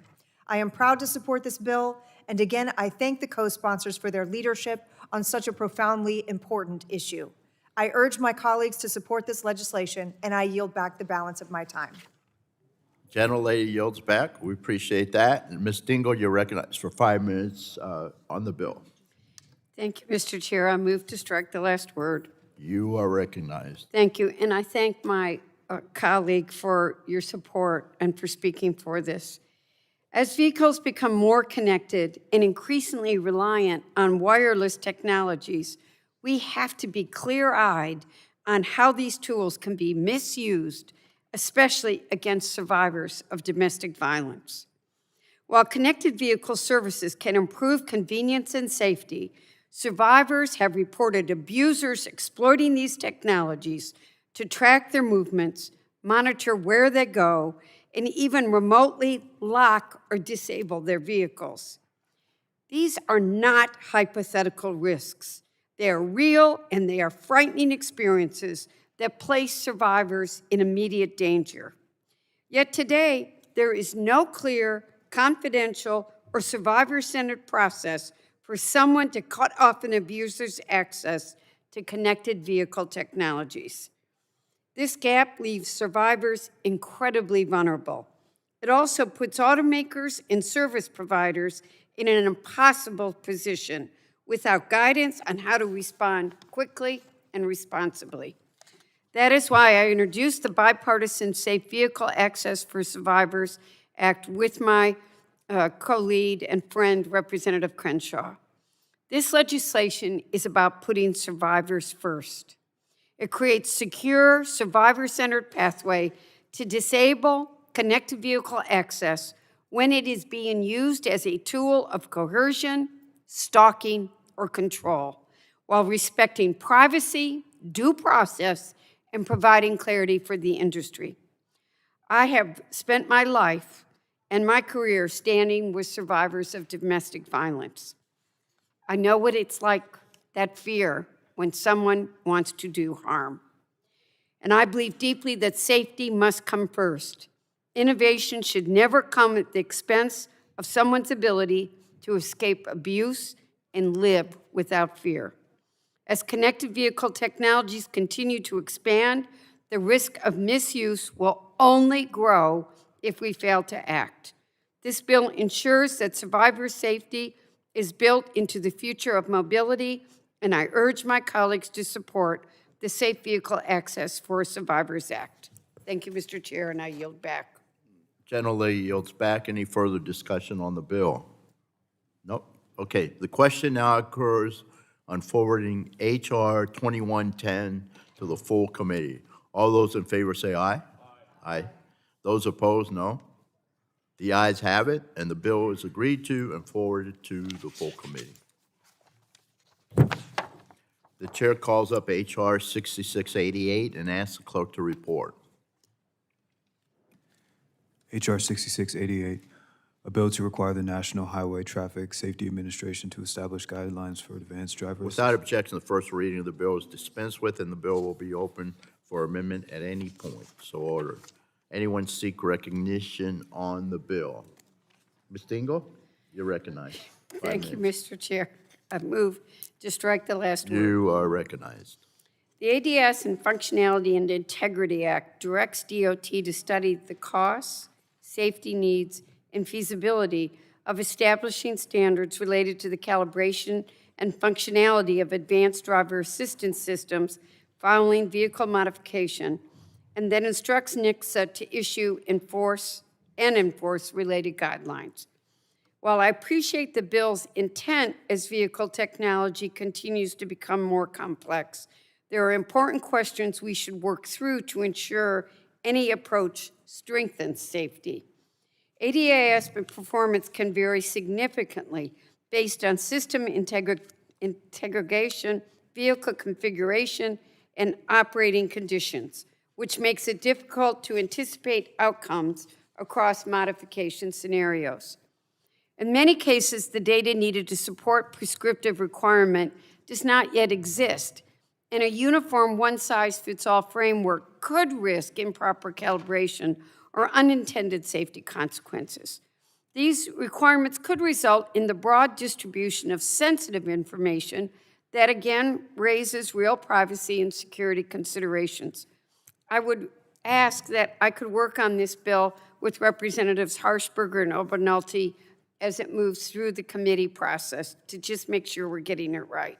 Thank you, and I yield back. Gentlelady yields back. Anyone, any further discussion on the bill? All right, any amendments to the bill? If there are no amendments, the question now occurs on forwarding H.R. 6688 to the full committee. All those in favor say aye. Aye. All those opposed, no. The ayes have it, and the bill is agreed to and forwarded to the full committee. Now we're rolling. Okay. The chair calls up H.R. 3360 and asks the clerk to report. H.R. 3360, a bill to direct the Secretary of Transportation to conduct a study on the Without effect of objection, driver- the first reading of the bill is dispensed with, and the bill will be open for amendment at any point. So ordered. Anyone wish to speak on the bill? Yes, Representative Mullen, you're recognized. Speak on the bill. Move to strike the last word. I want to thank the chair, ranking member, and both majority and minority committee staff for their work on helping us come to a bipartisan agreement on H.R. 3360, the Driver Technology and Pedestrian Safety Act. And I also extend my gratitude to Representative Keene for his partnership on this and welcome his amendment. The Driver Technology and Pedestrian Safety Act is a straightforward bill that would direct NHTSA to study the effects of in-vehicle technology changes and their possible impact on driver distraction and pedestrian safety. We know the driver experience has been changing. Knobs, switches, and dials used to be the norm. Now, large screens control everything from climate control, the radio, podcasts, navigation, phone calls, and car performance monitoring. We have been telling drivers for years to put their phone screens down, and yet now ever-present screens in the face of every driver has quickly become the norm. We do not yet know what the effect this has on driver behavior, or if there are ways to improve the experience. Under my bill, NHTSA would be required to research touchscreen technologies, user interface design, and other changing conditions on traffic injuries and fatalities, and report back to Congress on any recommendations the agency may have to address its findings. there is a growing realization in the field that we may be inadvertently increasing distraction when drivers are forced to rely on screens too heavily. Just last year, the European New Car Assessment Program started encouraging car makers to maintain physical controls for key functions. The reality is we don't yet know what impact touchscreens have or whether there are certain user interfaces that work better than others. What we do know is that more research is needed. That is why I urge passage of the Driver Technology and Pedestrian Safety Act. And before closing, I also want to thank the organizations that have either supported this effort or provided invaluable technical assistance, including AAA Foundation for Traffic Safety, Advocates for Highway and Auto Safety, National Safety Council, Center for Auto Safety, Consumer Reports, and the National Academies. With that, I encourage all of my colleagues to support this effort as well, and I yield back. Gentleman yields back. Any further discussion on the bill? Seeing none. Mr. Chairman, let's see, for what purpose does the gentleman seek recognition? Mr. Chairman, I have an amendment in the nature of a substitute at the desk titled Kane 047. The clerk will report the amendment. Amendment in the nature of a substitute to H.R. 3360, offered by Mr. Dunn of Florida. Without objection, the reading of the amendment is dispensed with, and the gentleman is recognized for 5 minutes in support of his. Thank you, Mr. Chairman. This amendment in the nature of a substitute reflects a bipartisan agreement on Mr. Mullen's bill, and I am happy to introduce this amendment and move forward with a strong bipartisan product. The underlying bill gets at a critical issue, driver distraction. All too often, drivers get distracted, and while typically we think of phones or other things being the source of distraction, it's crucial that we evaluate driver-controlled technology inside the vehicle as a potential source of distraction. Directing NHTSA to study and report on these technologies is a common sense step in evaluating driver distraction. The amendment makes some simple but important changes to how we direct NHTSA to examine this. First, we clarify the scope of the study and make sure that NHTSA accounts for different ages and levels of experiences with the drivers, the number of passenger motor vehicles on the road, and any existing relevant information, studies, or resources that may aid the study. Second, we are careful not to be too prescriptive or proscriptive in what the report should include. By providing NHTSA flexibility, we don't prejudice the results of the study, ensuring that the results are truly based on proven scientific research. With these changes and the common sense nature of the underlying bill, the following product will speak for itself: a strong, bipartisan, thorough approach to addressing driver distraction and keeping our roads safe. And I want to thank my colleague, Mr. Mullen, for working across the aisle with us on this important issue. I'm looking forward to seeing this sensible legislation move forward. I encourage all of my colleagues to support the amendment and the underlying bill. Thank you. The gentleman yields back. I appreciate the doctor. Okay, thank you. And support the Ains, obviously. Anyone else want to speak on the Ains? Okay. Is there further discussion? No. Is there, if there's no further discussion on the Ains, the vote occurs on the amendment. All those in favor signify by saying aye. Aye. All those opposed? Nay. Okay, the ayes have it, and the amendment is agreed to. Any further amendments on the particular bill? No? All right. So we will vote on the bill. The question now occurs on 3360 as amended to the full committee. All those in favor say aye. Aye. Those opposed, no. The ayes have it, and the bill is agreed to and forwarded to the full committee. The chair calls up H.R. 3385 and asks the clerk to report. H.R. 3385, a bill to direct the Secretary of Transportation to issue certain regulations to update the definition of a motorcycle and for other purposes. Without objection, the first reading of the bill is dispensed with, and the bill will be open for amendment at any point so ordered. Anyone want to talk on the bill?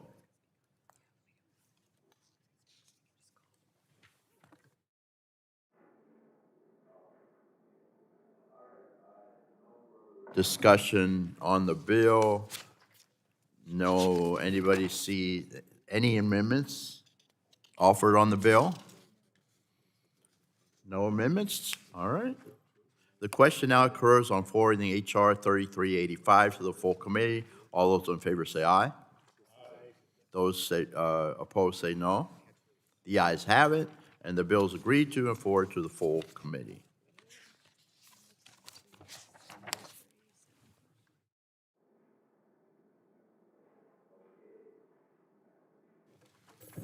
The chair calls up H.R. 7372 and asks the clerk to report.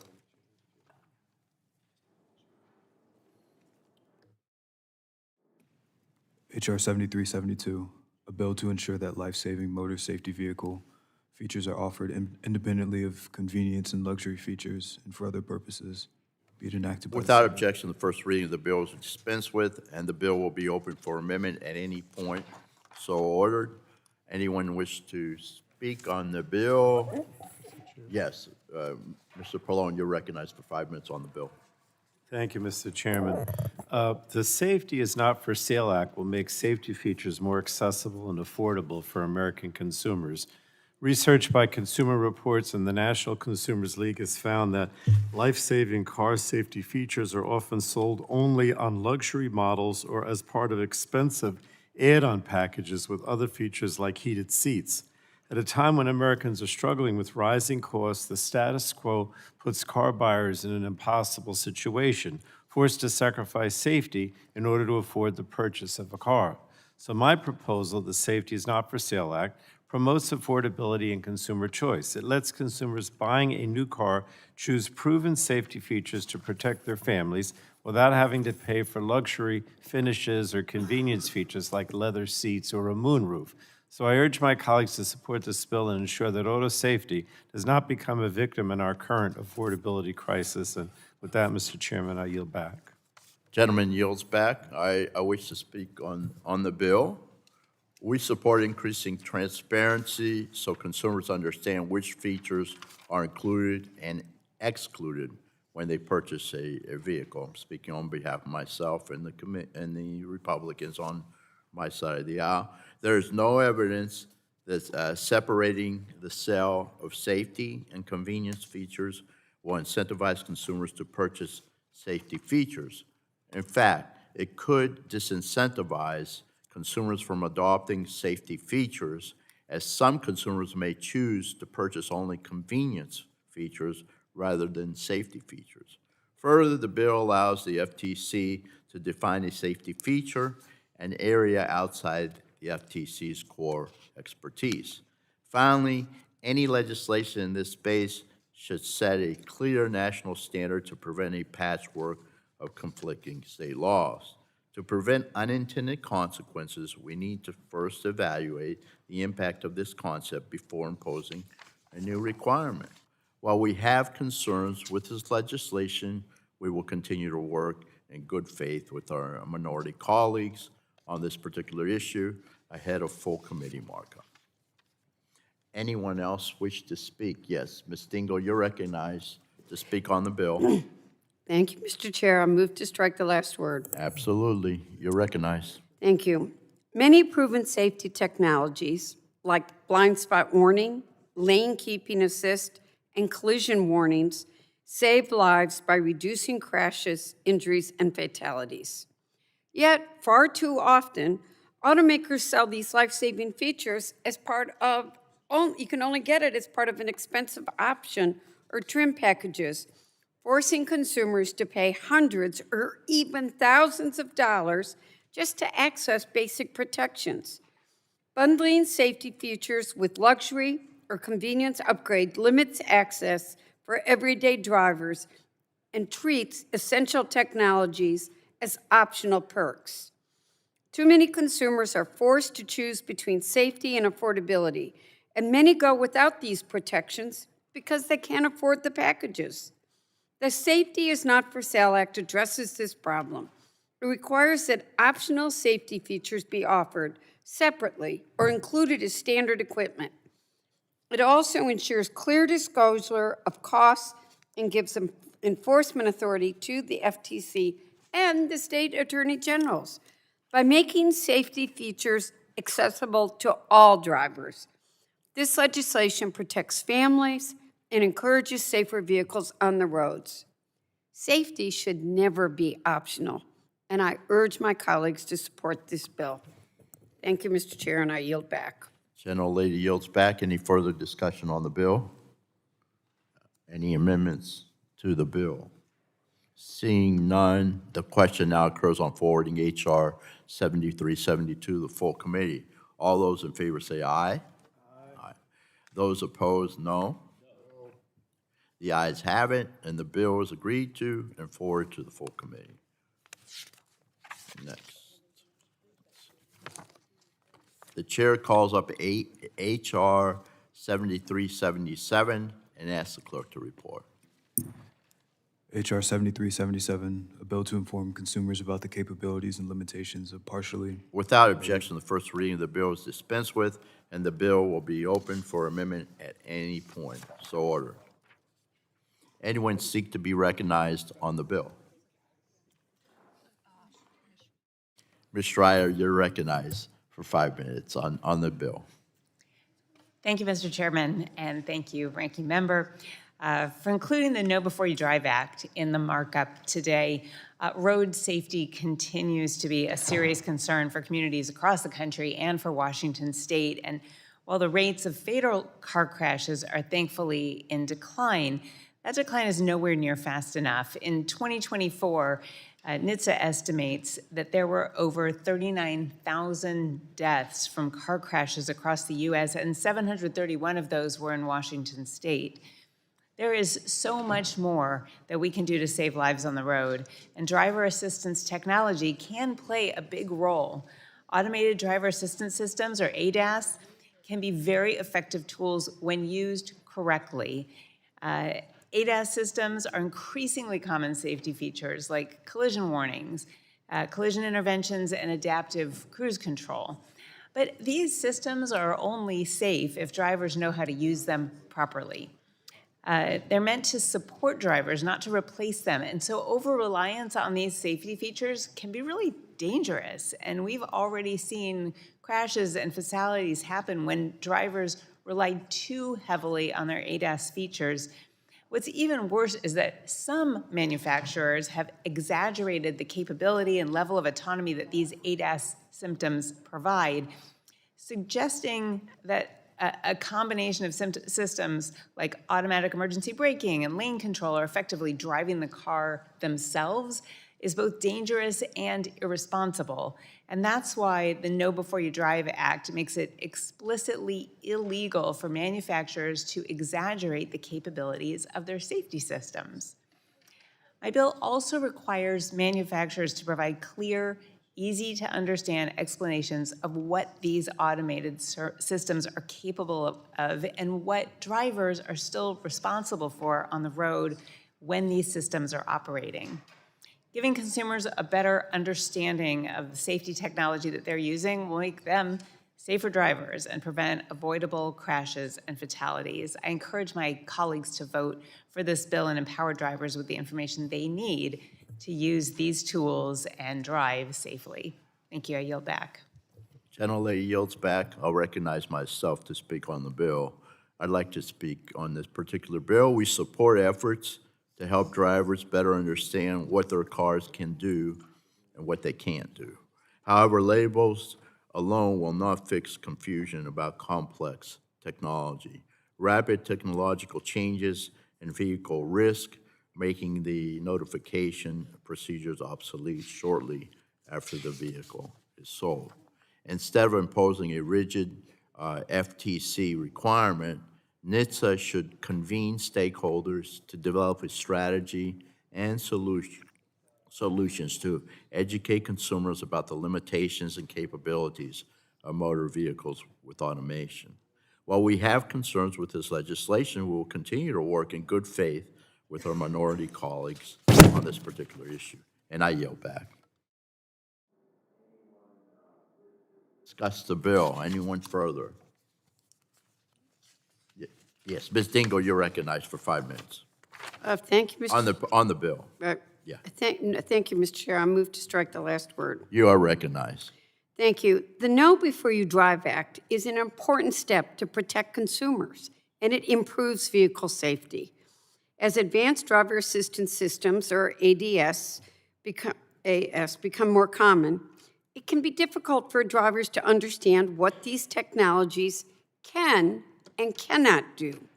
Some systems provide helpful features like lane keeping or adaptive cruise control, but people do not understand they are not fully automated driving systems. Misunderstanding these capabilities can put drivers, passengers, and others on the road at risk. This bill requires manufacturers to clearly disclose the features and limitations of ADS before a sale so consumers know exactly what they are getting. It also prohibits marketing that could lead a reasonable person to believe a car can drive itself, which is of concern. And we've seen this in widely advertised systems. By it is resulting in accidents. By improving transparency, the Know Before You Drive Act allows drivers to make informed decisions, prevents dangerous misuse of technology, and gives regulators the tools to enforce these protections. Regulators need that ability. Drivers deserve to know what their vehicles can safely do. I urge my colleagues to support this bill. Thank you, and I yield back. Gentlelady yields back. Any further discussion on the bill? Seeing none, amendments to the bill. Seeing none, the question now occurs on forwarding H.R. 7377 to the full committee. All those in favor say aye. All those opposed, no. No.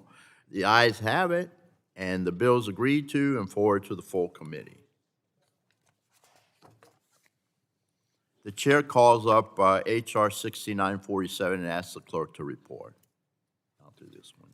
H.R. 6947, a bill to amend Title 49 United States Code to require each new motor vehicle to be equipped with a manual door release. Without objection, the first reading of the bill is dispensed with, and the bill will be open for amendment at any point. So does anyone seek to be recognized on the bill? Yes, Ms. Kelly, you're recognized for 5 minutes on the bill. Mr. Chair, I appreciate the subcommittee's deliberations to make our vehicles and roadways safer for all Americans, and I'm thankful that my bill, the Safe Exit Act, is being considered at today's markup. The Safe Exit Act works to address a fundamental safety need in newer vehicles.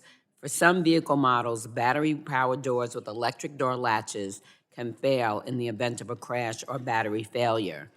This issue has contributed to the death of over 15 people, leaving families hurting and searching for answers. This problem is preventable, and it is enabled by poor design choices. My bill provides a basic solution, one that has existed in the vehicles for many decades, a mechanical mechanism to open the door. For newer vehicles utilizing electric door latches, it is imperative to include an accessible mechanical release as a backup in emergency situations. For vehicles with electric door latches, passengers can become trapped and their escape from their vehicles delayed by tough to find or inconsistent mechanical releases. This issue has been well documented in the media, and I applaud the National Highway and Traffic Safety Administration for investigating these concerning reports. But it's time to take action on this critical safety failure. Both China and the European Union are working to address these issues ahead of the United States. This is unacceptable, given our nation's longstanding excellence in both automotive manufacturing and safety. It is essential that vehicles have accessible and easy-to-find mechanical releases to ensure the safety of all passengers. Should a passenger be unable to exit safely themselves, we must establish vehicle standards that will allow emergency responders to quickly rescue these passengers. My bill would do just that by requiring the NHTSA to issue a final rule amending Standard 206 to establish these performance and labeling requirements. Specifically, my bill requires a power-independent, accessible manual release for each door, means for emergency responder access to the vehicle, and labeling requirements within the vehicle to ensure all passengers can easily locate the mechanical release. The Safe Exit Act will save lives and prevent further senseless tragedies from happening. I look forward to working with the members of the subcommittee to address this timely issue, and I urge my colleagues to support this legislation. Thank you, and I yield back. Gentlelady yields back. I recognize myself to speak on the bill. We agree with the bill's intent, ensuring that drivers can exit their vehicles and their first responders can quickly gain access in the event of a power failure are critical to safety. However, the bill raises significant unintended consequences, including allowing bad actors to unlock and break into a car and potentially restricting the use of rear child safety locks. For these reasons, we should allow safety experts to conduct research and ensure that any research provides the factual basis to set smart and flexible standards. Further, Chairman Guthrie's Motor Vehicle Modernization Act includes a provision that establishes a working group of first responders, automakers, and other stakeholders to develop solutions to address first responder access to vehicles following a crash. While we have concerns with this legislation, we will continue to work with our minority colleagues to address this issue. And I do want to thank Representative Kelly for offering the particular bill. So let's get this done. But again, we've got to work with both sides and find some common ground and build a consensus. So I appreciate you offering it. Anyone else here? Yes. You are recognized, Ms. Dingle. I know you're sick of hearing from me. No. I Not move at to all, strike not the at last word. all. You are recognized. I love you, and I love you that it takes time. People are dying right now, and nobody will let me say which manufacturer that builds in the United States but doesn't have union workers. The Safe Exit Act addresses a very basic yet urgent safety issue. It ensures that every driver and passenger can get out of their vehicle in an emergency. As more vehicles rely on electronic door latches, we have to make sure there's always a clear manual backup when these systems fail. This bill directs NHTSA to update safety standards so vehicles with electronic door latches include an accessible manual exit and allows first responders to quickly access the passenger compartment. It isn't theoretical. As Robin talked about, many of you know, in 2021, a young college student died after crashing his vehicle and being unable to open the door as the car caught fire. He was trapped inside of it because of the electronic door system failed. Since 2016, there have been at least 15 other similar incidences in which people died after being unable to escape vehicles equipped with electronic door latches when the power was lost. These tragedies make one thing clear. These systems must work in emergencies. When things fail, for example, after a crash, during a fire, in flooding, or in extreme cold, we're experiencing this right now, people need a reliable mechanical way out. And quite frankly, if you're in vehicles, you're a passenger, and you need a quick escape, it can be frightening too. Some manufacturers have taken steps to address this, and I applaud them. But there are others that have not, and this puts families at risk. Safety should not depend on the make of a car.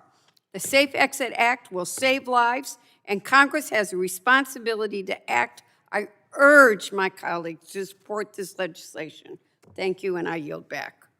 Gentlelady yields back. Any further discussion on the bill? Amendments to the bill? Seeing none, the question now occurs on forwarding H.R. 6947 to the full committee. All those in favor say aye. All those in favor say aye. Aye. All those opposed, no. The ayes have it, and the bill is agreed to and forwarded to the full committee.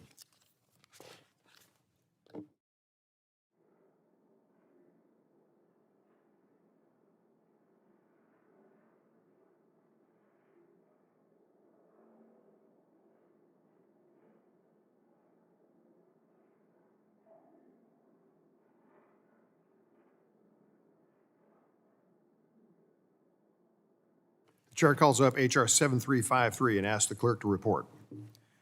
H.R. 7353, a bill to amend Title 49 United States Code to require automatic emergency braking system and similar crash avoidance technology equipped with Without objection, the first reading of the bill is dispensed with, and the bill will be open for amendment at any point. So ordered. Does anyone seek recognition on the bill? For what purpose does the gentlelady seek recognition? Mr. Chairman, I move to strike the last word. You're recognized to speak for 5 minutes on the bill. Good afternoon, and thank you to Chairman and Ranking Member Schakowsky for holding this markup today, for including my bill, the Magnus White and Safe Streets for Everyone Act, on the agenda. I'd like to thank Jill and Michael White, the parents of Magnus White, who are here with us today, for being here and for their tireless efforts to improve the standards for automatic emergency braking technology that could have saved Magnus's life. For those of you who don't know, Magnus White was a 17-year-old U.S. national cycling champion. In the summer of 2023, while on his final training ride before representing the United States at the Mountain Bike World Championships, Magnus was tragically struck and killed by a reckless driver while on a designated bike route. Advanced safety features like automatic braking, emergency braking systems could have prevented this tragedy. That is why Congressman Joe Neguse and I are honored to join the White family in their fight and put forth this legislation that would require NHTSA to amend the current motor vehicle standard for automatic emergency braking systems to ensure they can detect cyclists and other vulnerable road users regardless of lighting conditions, skin tone, or clothing. Let's be clear, roadway fatalities are a very real and very preventable problem, and yet they're happening all over this country. Even more concerning is the disproportionate impact these tragedies have on communities of color. In a 2024 report, Berkeley University found that Black Americans are 4 times more likely to die when cycling and face more than twice the risk in overall roadway fatalities. This is not a coincidence. Historical redlining and disinvestment continue to impact present-day inequities, especially in transportation and infrastructure. Communities of color have historically been marginalized and are more likely to have fewer transit options, broken or missing sidewalks, poor lighting at night, and unsafe street crossings, along with far fewer traffic calming measures like speed bumps. When our streets are not designed with safety in mind, speeding is encouraged and pedestrians and cyclists are placed at greater risk. And I cannot stress this enough. The technology already exists. These safety systems are being tested and deployed today in Europe. The Magnus White and Safe Streets for Everyone Act is long overdue and integral to the safety of all road users, whether they are inside a vehicle or outside of one. I encourage my colleagues to support this legislation and to work with me and Congressman Neguse to prioritize safety and honor Magnus's legacy. With that, Mr. Chairman, I yield back. Thank you. Is there any further discussion on the bill? Chair recognizes myself. I'd like to speak on this bill. We strongly support enhancing vehicle technology that better protects pedestrians and cyclists, and we share the goal of this legislation. However, the technology still needs real-world testing and research before mandates are pursued. Also, the bill as drafted may face significant challenges meeting the Safety Act's rulemaking requirements given engineering and other practical realities. Moving too quickly risks producing rules that neither function or intended to keep up with innovation. Finally, NHTSA is currently rewriting the automatic emergency braking rule. It is critical that the agency prioritize getting that rule right first before initiating a new rulemaking. While we have concerns with this legislation, we will continue to work in good faith with our minority colleagues to find solutions to protect vulnerable road users. Any further discussion? Okay, seeing none, the question now occurs on forwarding H.R. 7353 to the full committee. All those in favor say aye. Aye. Those opposed, no. The ayes have it, and the bill is agreed to and forwarded to the full committee. Okay, without objection, staff are authorized to make technical and conforming changes to the legislation approved by the committee today. So ordered, without objection, subcommittee stands adjourned.